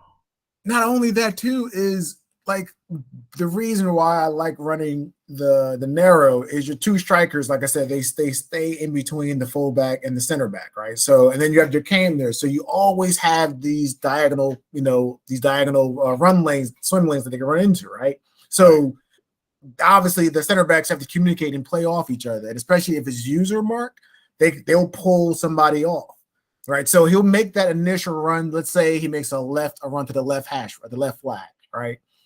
The right side is wide open because the defense is flowed to the side that he's running. So, I'm sitting there with the camera like, okay, I see you made the initial run. I like that, right? But you're marked. There's acres of green on the right. Just turn inside. Just turn. And he just keeps going. That same linear run pattern. It never changes direction, never switches, right? So I tried, like player locking obviously fixes that, but I don't understand why I have to player lock there to get him. Like there's wide open space right there. All right. Pin down defenders. Players with target man. Okay, that's what I initially thought. Players with target man, player structure, or physically strong players. 85+ strength attributes. I'll try to back into defenders when inside the box. You can make use of this behavior to more effectively roll off the defender after receiving the ball or a layoff pass. Yeah, you're Lukaku's, right? Yeah. Romelu Lukaku, as he feasts off that. Yeah. Harry Kane, right? Harry Kane, yeah, exactly. Updated tactical AI. This update prevents players from being stationary for too long, adding more variety to player movement. My biggest complaint, I pull my hair out complaining about just standing still. Yeah.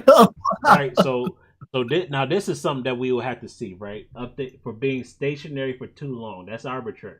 What is the actual time that a player is standing still before this is now triggered? You know what I'm saying? Is it 2 seconds? Is it 20 seconds? You know what I'm saying? How long are you standing still before this updated tactical AI side? Hey, now move left. You know right. Move anywhere. Honestly, just it doesn't have to be left, but you got to do something, right? Do something. You know what I'm saying? Just standing there. Do something. All right, controlling the ball. Controlling the ball is a vital part of the game. So this year we're adding new mechanics and making improvements to ball control to maintain the fluidity of play. Step in. Stronger players in control of the ball can now step into the defender's way and generate a bigger displacement when acting with. Contextual let ball run. This can happen in appropriate situations only when the left stick is pointed. Low urgency situation when the player is not.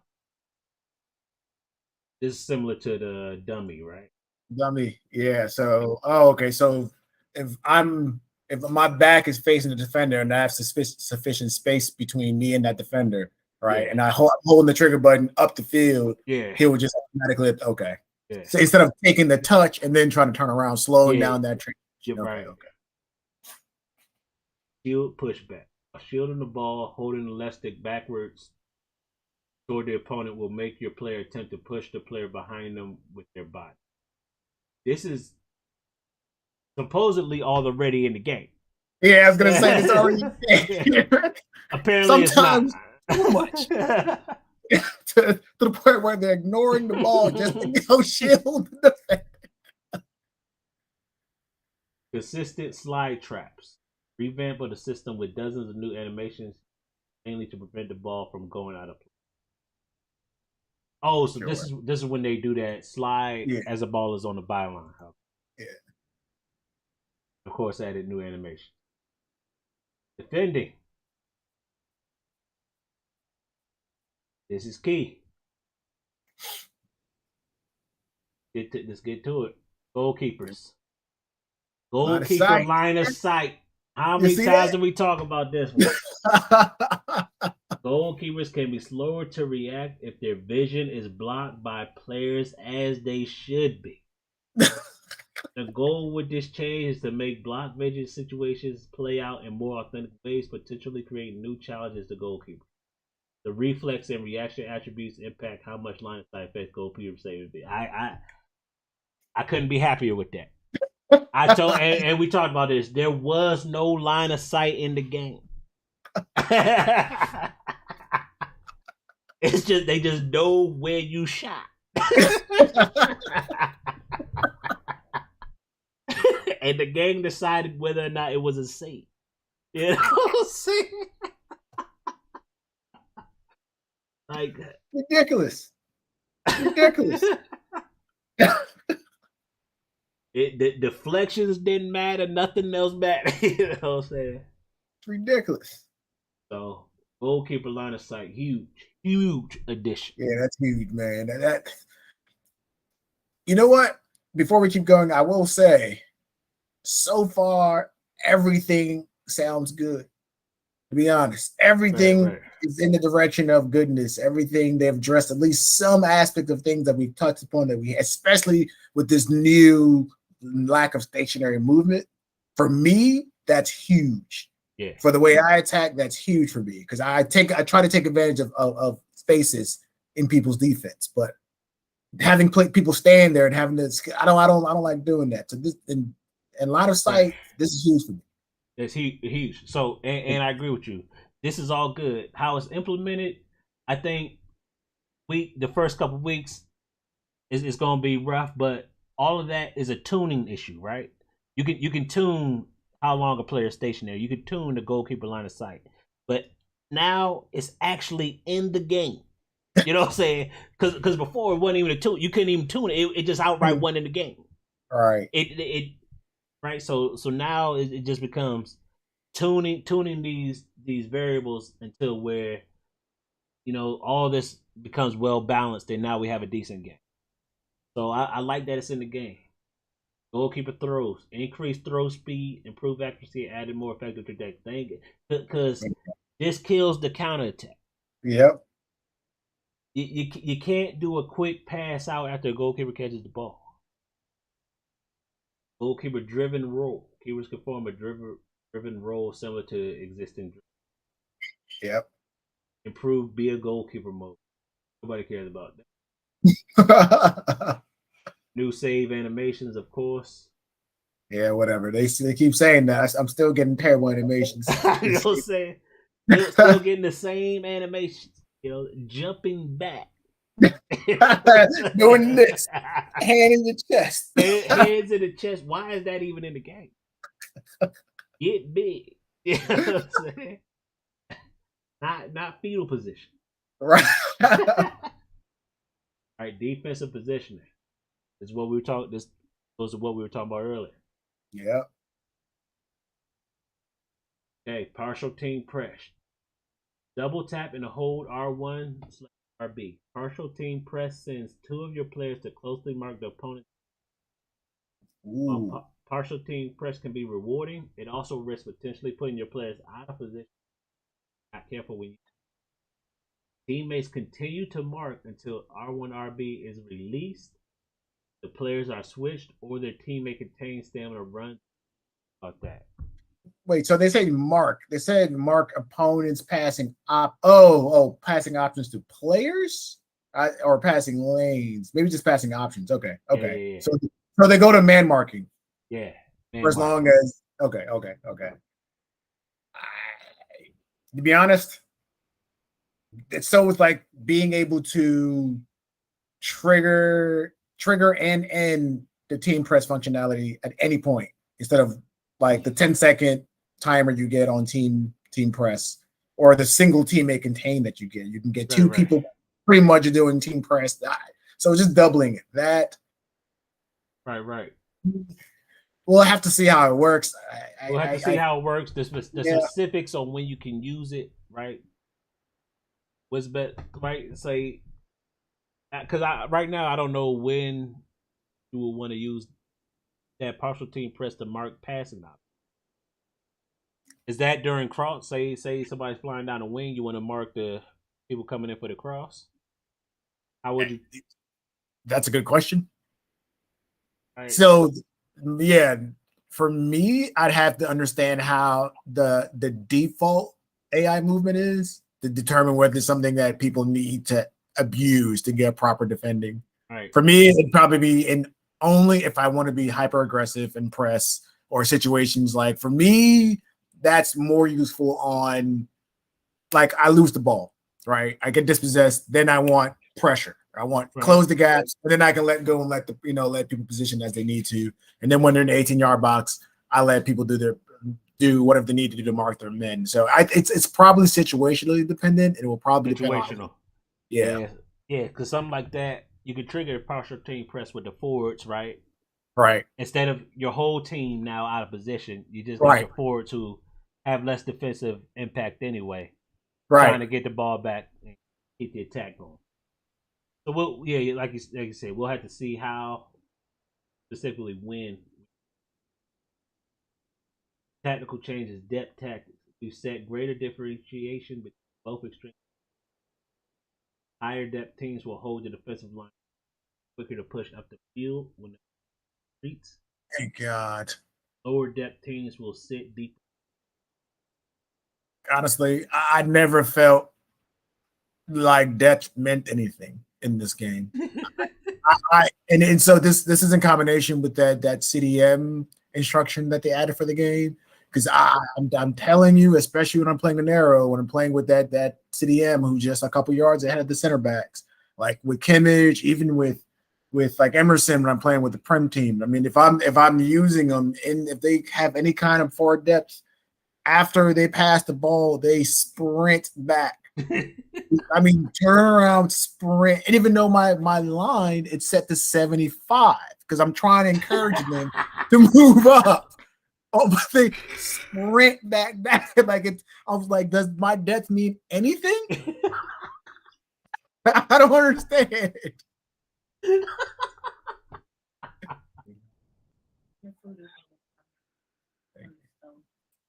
Oh man, funny stuff.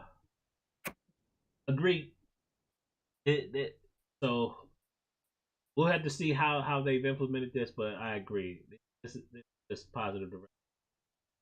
Defensive awareness quickness. Defensive awareness attribute influences how quickly defenders can get back into generally high rate. So this goes to what we were talking about earlier.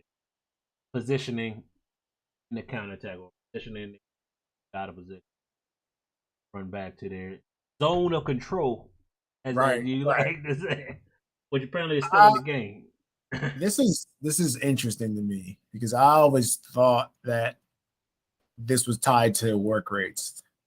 That's what I was to try to understand what work rates meant. And I guess that's what I used to get confused. I'm like, well, work rate is like medium, like between low, medium, and high, right? It doesn't mean, I mean, people understand it the way we've played the game. I mean, whether they come back on defense at all, but that shouldn't, at least in the context of football, work rate doesn't mean that, right? It's how aggressively is that midfielder, for example, because that's who this really applies to, right? I mean, sometimes even defenders, midfielders and defenders. I mean, you can argue even attackers, but how aggressively are they going to make an effort to defend once they get dispossessed, right? So if I'm if I'm box to box and I have high trait and I'm at the 18-yard box and we lose the ball, right? I recognize danger. I recognize that someone is in a counterattack. Like I'm sprinting, I'm running as fast as I possibly can to establish a defensive position. That's a high work rate, right? But if I'm a lazy defender, lazy midfielder, I see it, but I'm just kind of jogging. I'm going to get back there eventually. I'm going to get back to my default depth, but I'm just not going to work that hard to get back to default depth. Or let's say, even if I have like a manual tracking assignment, like track that midfielder, if I lose the ball, I'm running to cover him, to cover my guy. I thought that's what work rate means. Like N'Golo Kante, we talk about the probably the most balanced midfielder, and people rave about his work rates, but that's what it means. He's all over the place. The ball's here, he's there. The ball's there, he's there. Like he's flying to the ball. Is that not what that means anymore? Now that's tied to awareness. Awareness is where they should be, who they should mark, what position they should be, right? The work rate is how aggressively they fight to get into those positions or make those efforts. So is that now nullified? That effort is now on a sliding scale that depends on their defensive awareness attribute now. So work rates don't mean as much. Guess we'll have to see. No mention of work rates at all. Good question though. Which, if this is the new replacement for work rates, that's all good for me because I don't know. I don't think work rates mean anything because we have Harry Kane as high and he has shit defending. But he's a high defensive work rate. So like, well, what does that mean? You know what I mean? he doesn't actually defend at all, but you said he does. The only thing it seems to mean in the context of the game is that he drops to the 50-yard line in the right? He builds up rather than stays at the center back. But how can him and Conte have the same work rates, but he doesn't defend as aggressively as Conte? Him being out of position, not being a jock, is a whole other thing because he doesn't know how to. But his effort, you're essentially telling me to defend the same. So if you replace that feature with just defensive awareness, that's great, and we'll see if that's what this means. Of actions, reflex blocks is new and more blocking system.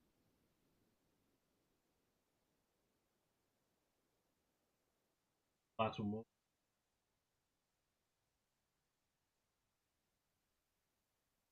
Proven made up blocks for you.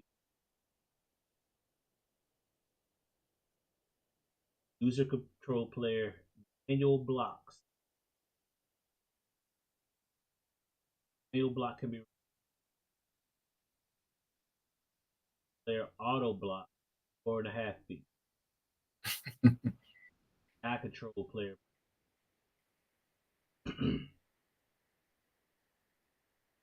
All blocks have a scale reduction for drastic direction change.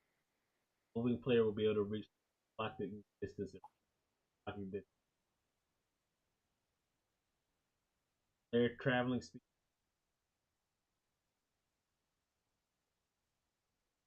I like this. Me and you are both big on manual defending. Sounds good in theory.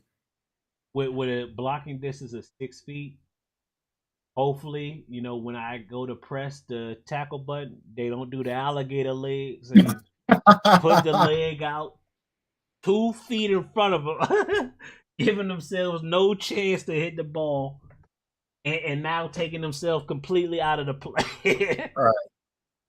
So now that sounds great, but we'll see. Yeah, in theory. Right, because we both manual defend. Then reducing the range of auto blocks. How many times have we both said when we're in the attack, he's beat? How is he still getting back to block the ball? You know what I'm saying? How's he beat one way, 180, and getting his foot on the ball? I don't get it. And maybe because we're not playing next gen, maybe there have been some improvements in the current next gen that we haven't seen. Because right now AI blocks are. I mean, we're still playing 21. We know how overpowered AI blocks were, and we're kind of still playing the same game, right, on PC. Yeah. So this is going to be probably the biggest change for us to get used to, because we're 2 generations in now when this comes out before we actually get access to that gameplay. So it will feel different. I'll have to wait to see if I like the improvements. Tackling. Hard slide, our new sliding tackle type. But not necessarily try to keep the ball in play. Is there a video? I gotta see this. This is just wiping him out. What?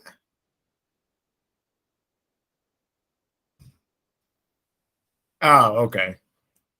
Yeah, you're trying to get the ball out of danger. Now, did notice here. What do you think of this grass? You see this grass here? Yeah, I see it. Beat up pitches. Do we actually get grass?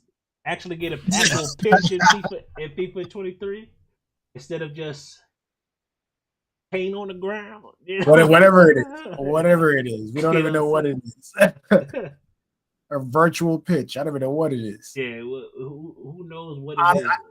It's probably cosmetic, to be honest. I bet you it's cosmetic. I bet you it has no impact in performance. Right. So going over this doesn't affect the ball. I bet you. Nah. They still kind of look like skates a little bit. Like they're still not interacting with the pitch. That'd be interesting to see. Our slide tackle pressing R1. Slide tackling the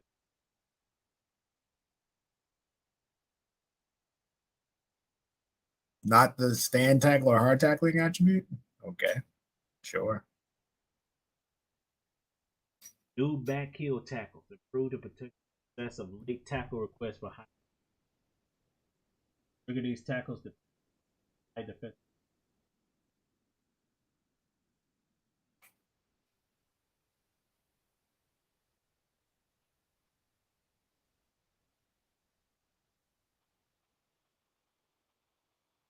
So this is what they said last year. Right. And we still got tackle backs, right? Well, so I think for this specific stuff, though, it's the actual direction of the tackle.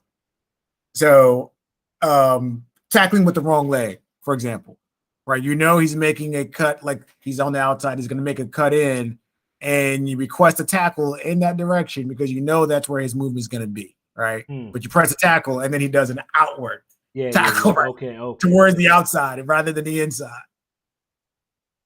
Okay, I'm thinking that's what that means. Hoping that's what it is. Yeah. You're right. Hoping that's what it means.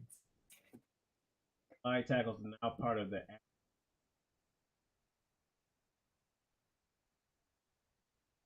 tackles with kinds of this was a player with no.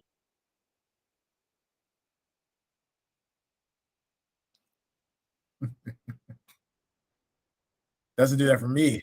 My guy goes stumbling. or backs off the ball.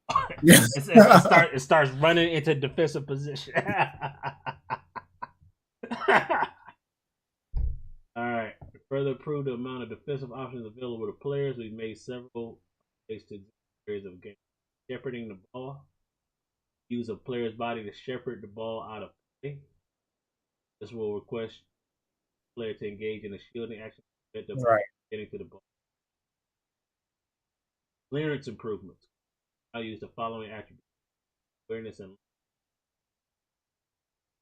put on attribute. Bicycle.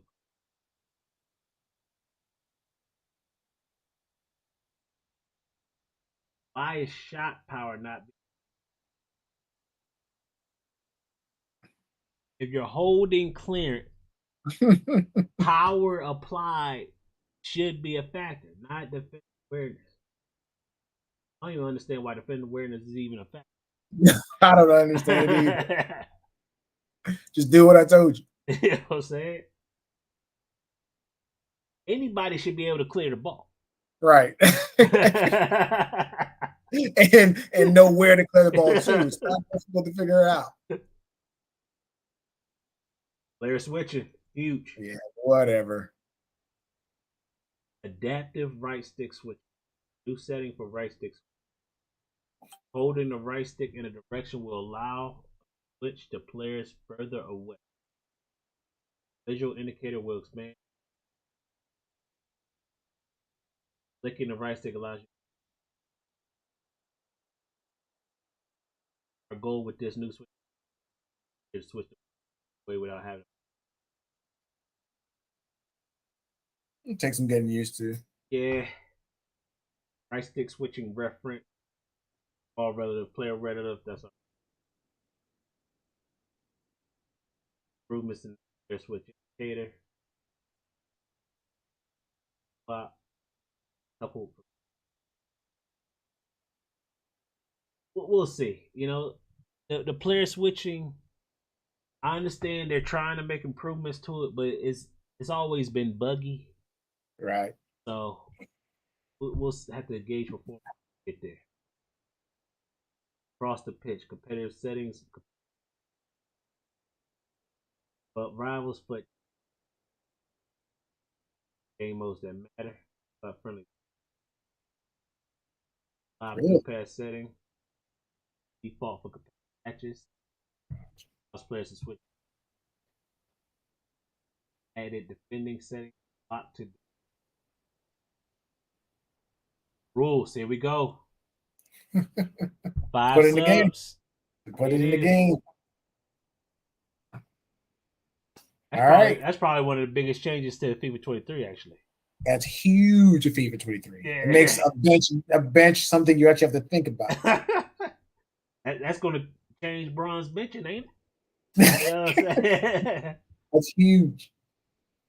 That's huge. Yeah, man. That's huge. So pretty much replacing the team. Almost, yeah. Yeah, that's huge.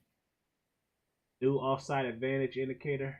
Icon will display and that an offside advantage has been called when appropriate. How many times have I asked for this?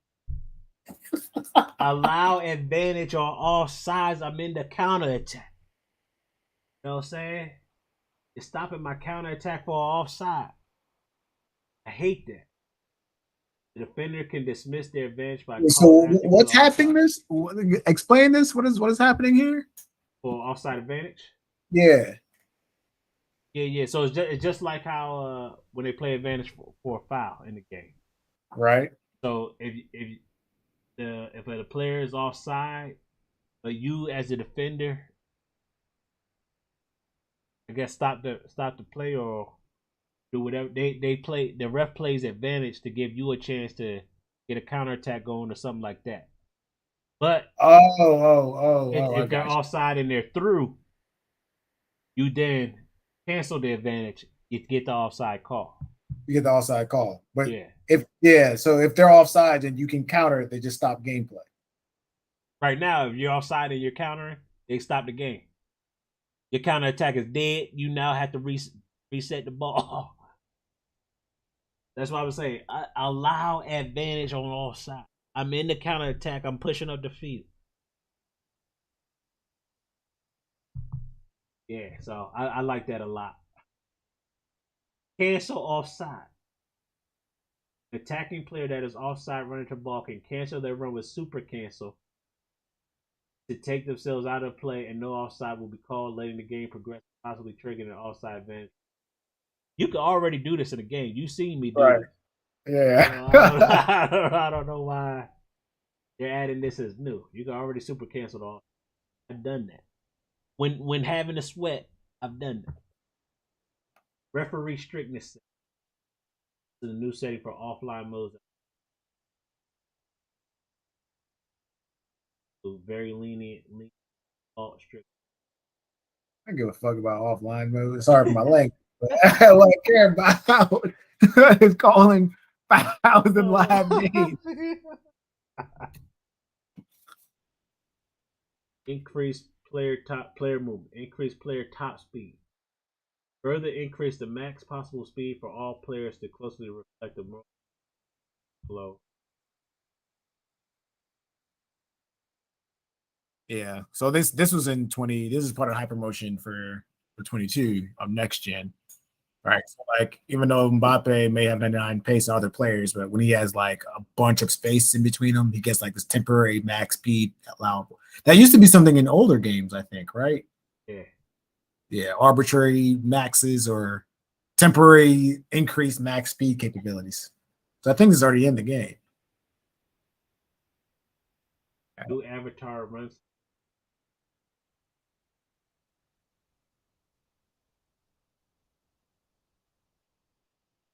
$1,000.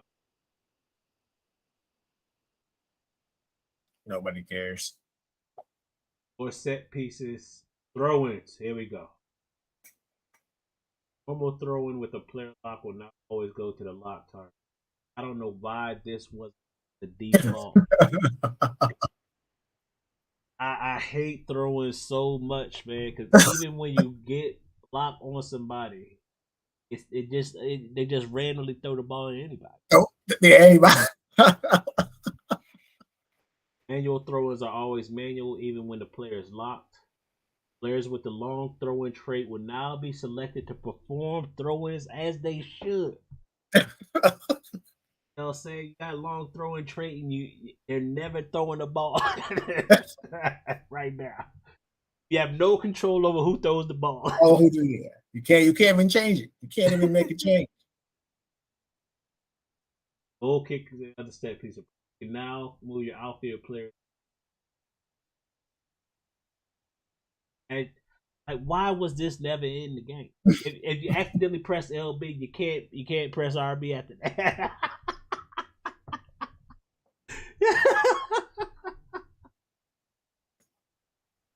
Previous goalkeeper position is goal kick to improve.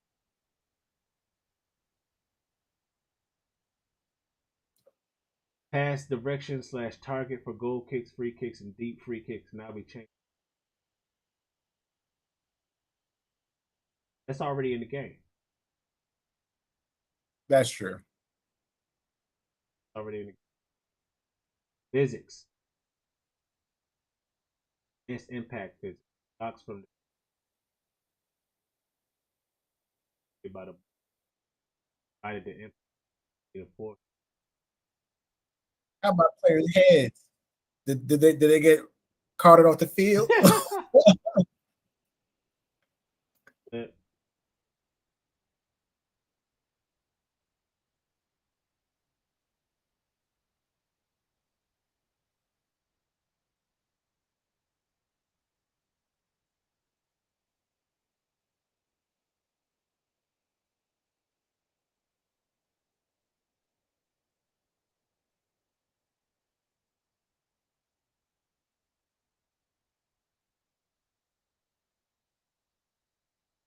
I actually like this change because players on old gen, the players' extremities are non-existent. On old gen, yeah. all these shots are going through that player's foot on target, right? You know what I'm saying? They have no toe. You know what I'm saying? It's going through it. The ball is phasing through the player model. And it's going Yep. So I actually like that change. Net physics, nobody cares about that. Who cares? Yeah. Player awareness. Players will now act colliding with opponent and multiple or nothing. Yeah, because they're dummies running into each other. Authentic falls. Falling players now considered possibly and bounce more. Also be Cares. stumbles added new cover. Thank God. Added new self-preservation behaviors, including reactions. All his he was bracing against the post.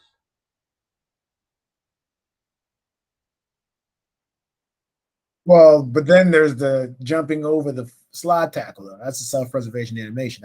I don't like that one. Take the fight. Yeah. CPU AI analysis. Error ratings based on Yeah, I don't care about this stuff. celebrations of crowds. Relevant. It's set pieces. Practice.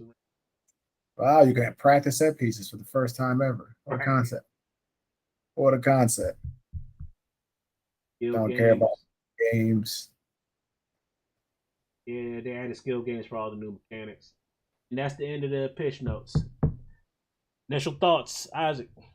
So I feel like EA knows how to get us. They release this stuff, we complain, and it kind of makes me feel it gives the impression that some of the conspiracies around some of the updates and changes that EA makes to their games is intentional to always keep us wanting a better FIFA, a better FIFA, a better FIFA. I mean, a lot of these changes to me were day one stuff, common sense stuff. It made too much sense that we are in. I don't know what the third or fourth, version or evolution of this platform is, or before we add these. I'll have to assume some of the stuff has been complained about for several FIFAs now. Right. So you get excited of some of this stuff. You think it's going to really improve the game experience. And then you get into the game and some stuff worked as you intended until you start kind of stressing the game out and see where their coding falls apart. Yeah. Now, I'd say this. I'm not exactly giving an objective opinion here because I've never actually played next gen. So my frustrations from 21 just carried over to 22. Sometimes made even worse, which made me not enjoy that experience at all. So all this stuff is be so revolutionary for me playing 23. You know what I mean? So I don't know how to feel because I'm kind of hesitant now because I had this level of excitement coming into 22 when we did this, and I didn't. Once we realized we didn't get it, all that went away because I'm playing 21 all over again, complaining about the same thing all over again. So overall, I'm actually very excited to play it. These changes sound amazing. They finally incorporated things that the community has been asking and wanting. Some things they still didn't do, but that's part of it. We're probably never going to get a perfect game. So I am actually interested to get this day one. Now, all this is to say game design, this is getting a better game design. But as we've discussed off stream and off video, all this stuff only is important if their servers behave in a consistent manner. All these attributes then becomes completely useless in bad gameplay. You can't even take advantage of some of these mechanics in bad gameplay, or they come off inconsistently in bad gameplay, especially with shooting the top level, like great shooting being tied to manual inputs, passing being tied to manual inputs, the kind of shot you take, whether it's outside foot shot, finesse shot trade, power shot now being a skilled shot, right? All that stuff needs to come off smoothly. And if it doesn't work, if the servers end up like cutting all this stuff at the knees, then it's still going to be a miserable gaming experience. Yeah. So the gameplay factor is huge. Implementation of a lot of these things is huge. Like you said, us on PC, we've been stuck on old gen. suffering the problems of old gen. So these next gen changes are will revolutionize the game of FIFA. So we're gonna have to learn the game all over again, which I All don't over mind again, doing. Which I don't mind doing, especially if it's more manual. Because I don't mind starting the game off where everybody has gold cards, trash cards anyway, learning these new mechanics. Right. Then, but like you said, they'll add all this new stuff, and eventually the game will be, which will happen as we get as with the rate at which they put out the promo cards, right? Right. It's because it's these cards as they start getting more and more OP. That literally breaks the game design. Because all this stuff we've seen, once you got all these every card 90 plus rated every stat, none of it matters for real. None of it matters, yeah. So all of this stuff is for early game, which is cool because that's usually the funnest part of the game. And then once these pros find the exploits, the meta is determined. That's what's gonna change the game up. And once these promo cards come out, the game is broken. Which, and then maybe that's a topic for another video. It makes me wonder, why is there so much opposition to, I guess, just from the ground up. I think we've talked that this whole game needs a overhaul, right? Rather than the incremental improvements that they have. And at this point, there's not a lot of confidence Electronic Arts is ever going to do that, revamp until they exceed the limits of what they can do with the current game engine, right? And it gets too far behind. So maybe there's a long-term plan for them to build up a whole new gaming system from a more modern engine that's better. So that could be in the works.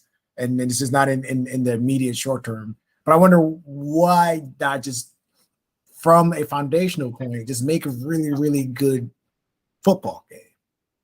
Because honestly, like you said, once promo cards come out, then it really exposes the strengths and weaknesses of their code and their game design.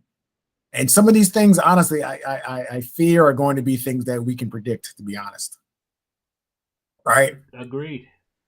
and you've got to think they're smart enough to know that as well. So why do we have to go through this every single summer? Read these notes, see how well it gets implemented, see if it makes us hate the game or suffer through a bad game. I wonder why we go through the same cycle over and over again. So that's kind of my hesitation. It's like, well, I'm excited now. I've read this stuff, and I was like, I got to kind of meter that. It's like, well, honestly, what about this am I going to really like? But at that point, too late. $60 in, a couple of FIFA points in, they got I feel like they get what they want every time. We gonna be playing. We got EA Play Pro, right? So they want early access.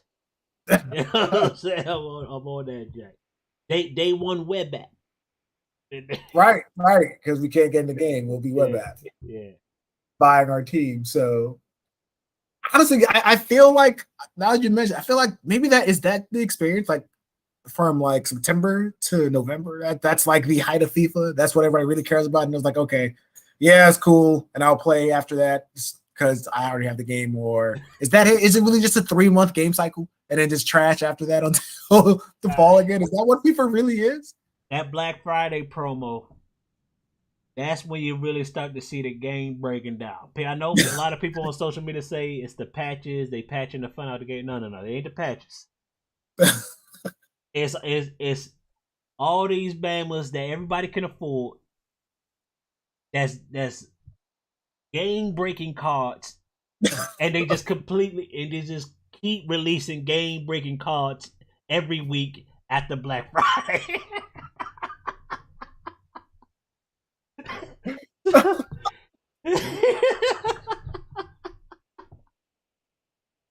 So, and then that becomes the new game. Right. Because I mean that's the point that Italian Stallion made about 22. He mentioned that people blame patches for the game being bad. He's like, well, no, these issues are always there. Yeah. Right. It's just that the game wasn't under enough stress early on for people to see this, and people didn't know much about it and were still learning. But then once you realize what the game can can't do, you start realizing all the pitfalls. But those pitfalls have been there from launch. Yeah, right? they were always there. They were always there. It's just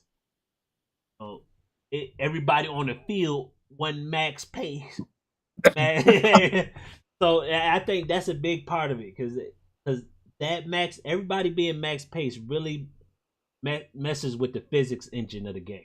Messes everything up. Yeah, so then once that's out of whack, everything's bonkers. That's where you get the jam from all these OP cards, right? Because the ball fixes is just straight up non-existent at that point. You're just literally running through the team. That's it. So, I mean, learning a new game, learning these new mechanics, learning next gen. I think I am going to enjoy that. Playing rivals with, against everybody. There's going to be a few people that got lucky with hero cards. A few people got lucky with these baby icons, couple mid icons. Because we're not gonna face none of the pros who spending $5K, $10K on the game. They already in elite. They've won by the time we get access to the game. So yeah, half of them playing the game a whole week before everybody can even see the game. You know what I'm saying? So they're they blow past us. That initial first month I gonna be cool. Then once we in the groove of things, that's when the sweat's gonna be real. But you're right on that server topic. I don't know why they don't use AWS, man. The servers are bad. It's gonna be tough. It ruins the entire gaming experience. It's brutal when the servers are bad. Because nothing works. Mechanics become useless. It doesn't function correctly. Yeah. All right. So you don't still point of discussing game design. Like, you're not even playing the real game right now. I don't even know what's happening. What you're seeing. So that's always been my thing. Like, at least like my situation is unique because I'm suffering with some kind of connection issue with my ISP and EA. But yeah, I mean, outside of that, maybe I think we should schedule another video to talk about the FUT like rank up and reward system. I know they're not talking about that yet. I don't know if there's plans for them to release their reward structure or their gameplay structure. Yeah. Listen.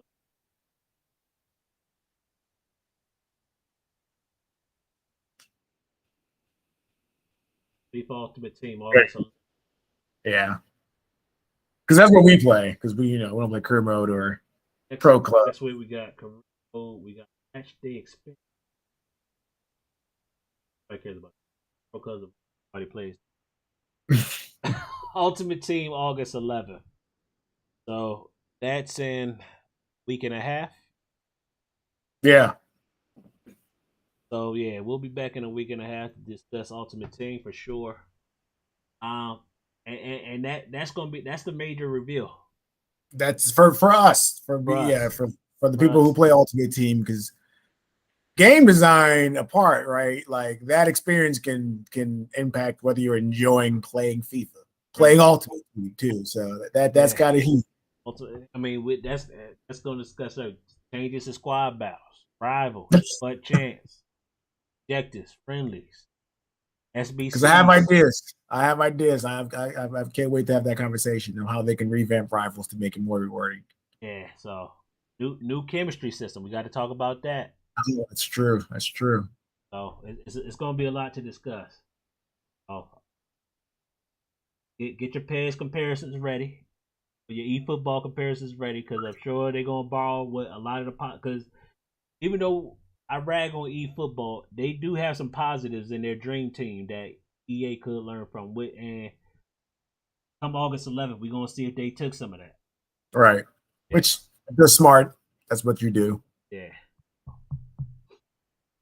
All right, we're gonna close it out there. Thank you, Isaac, for joining. Dean never came back, but Dean, thank you as well.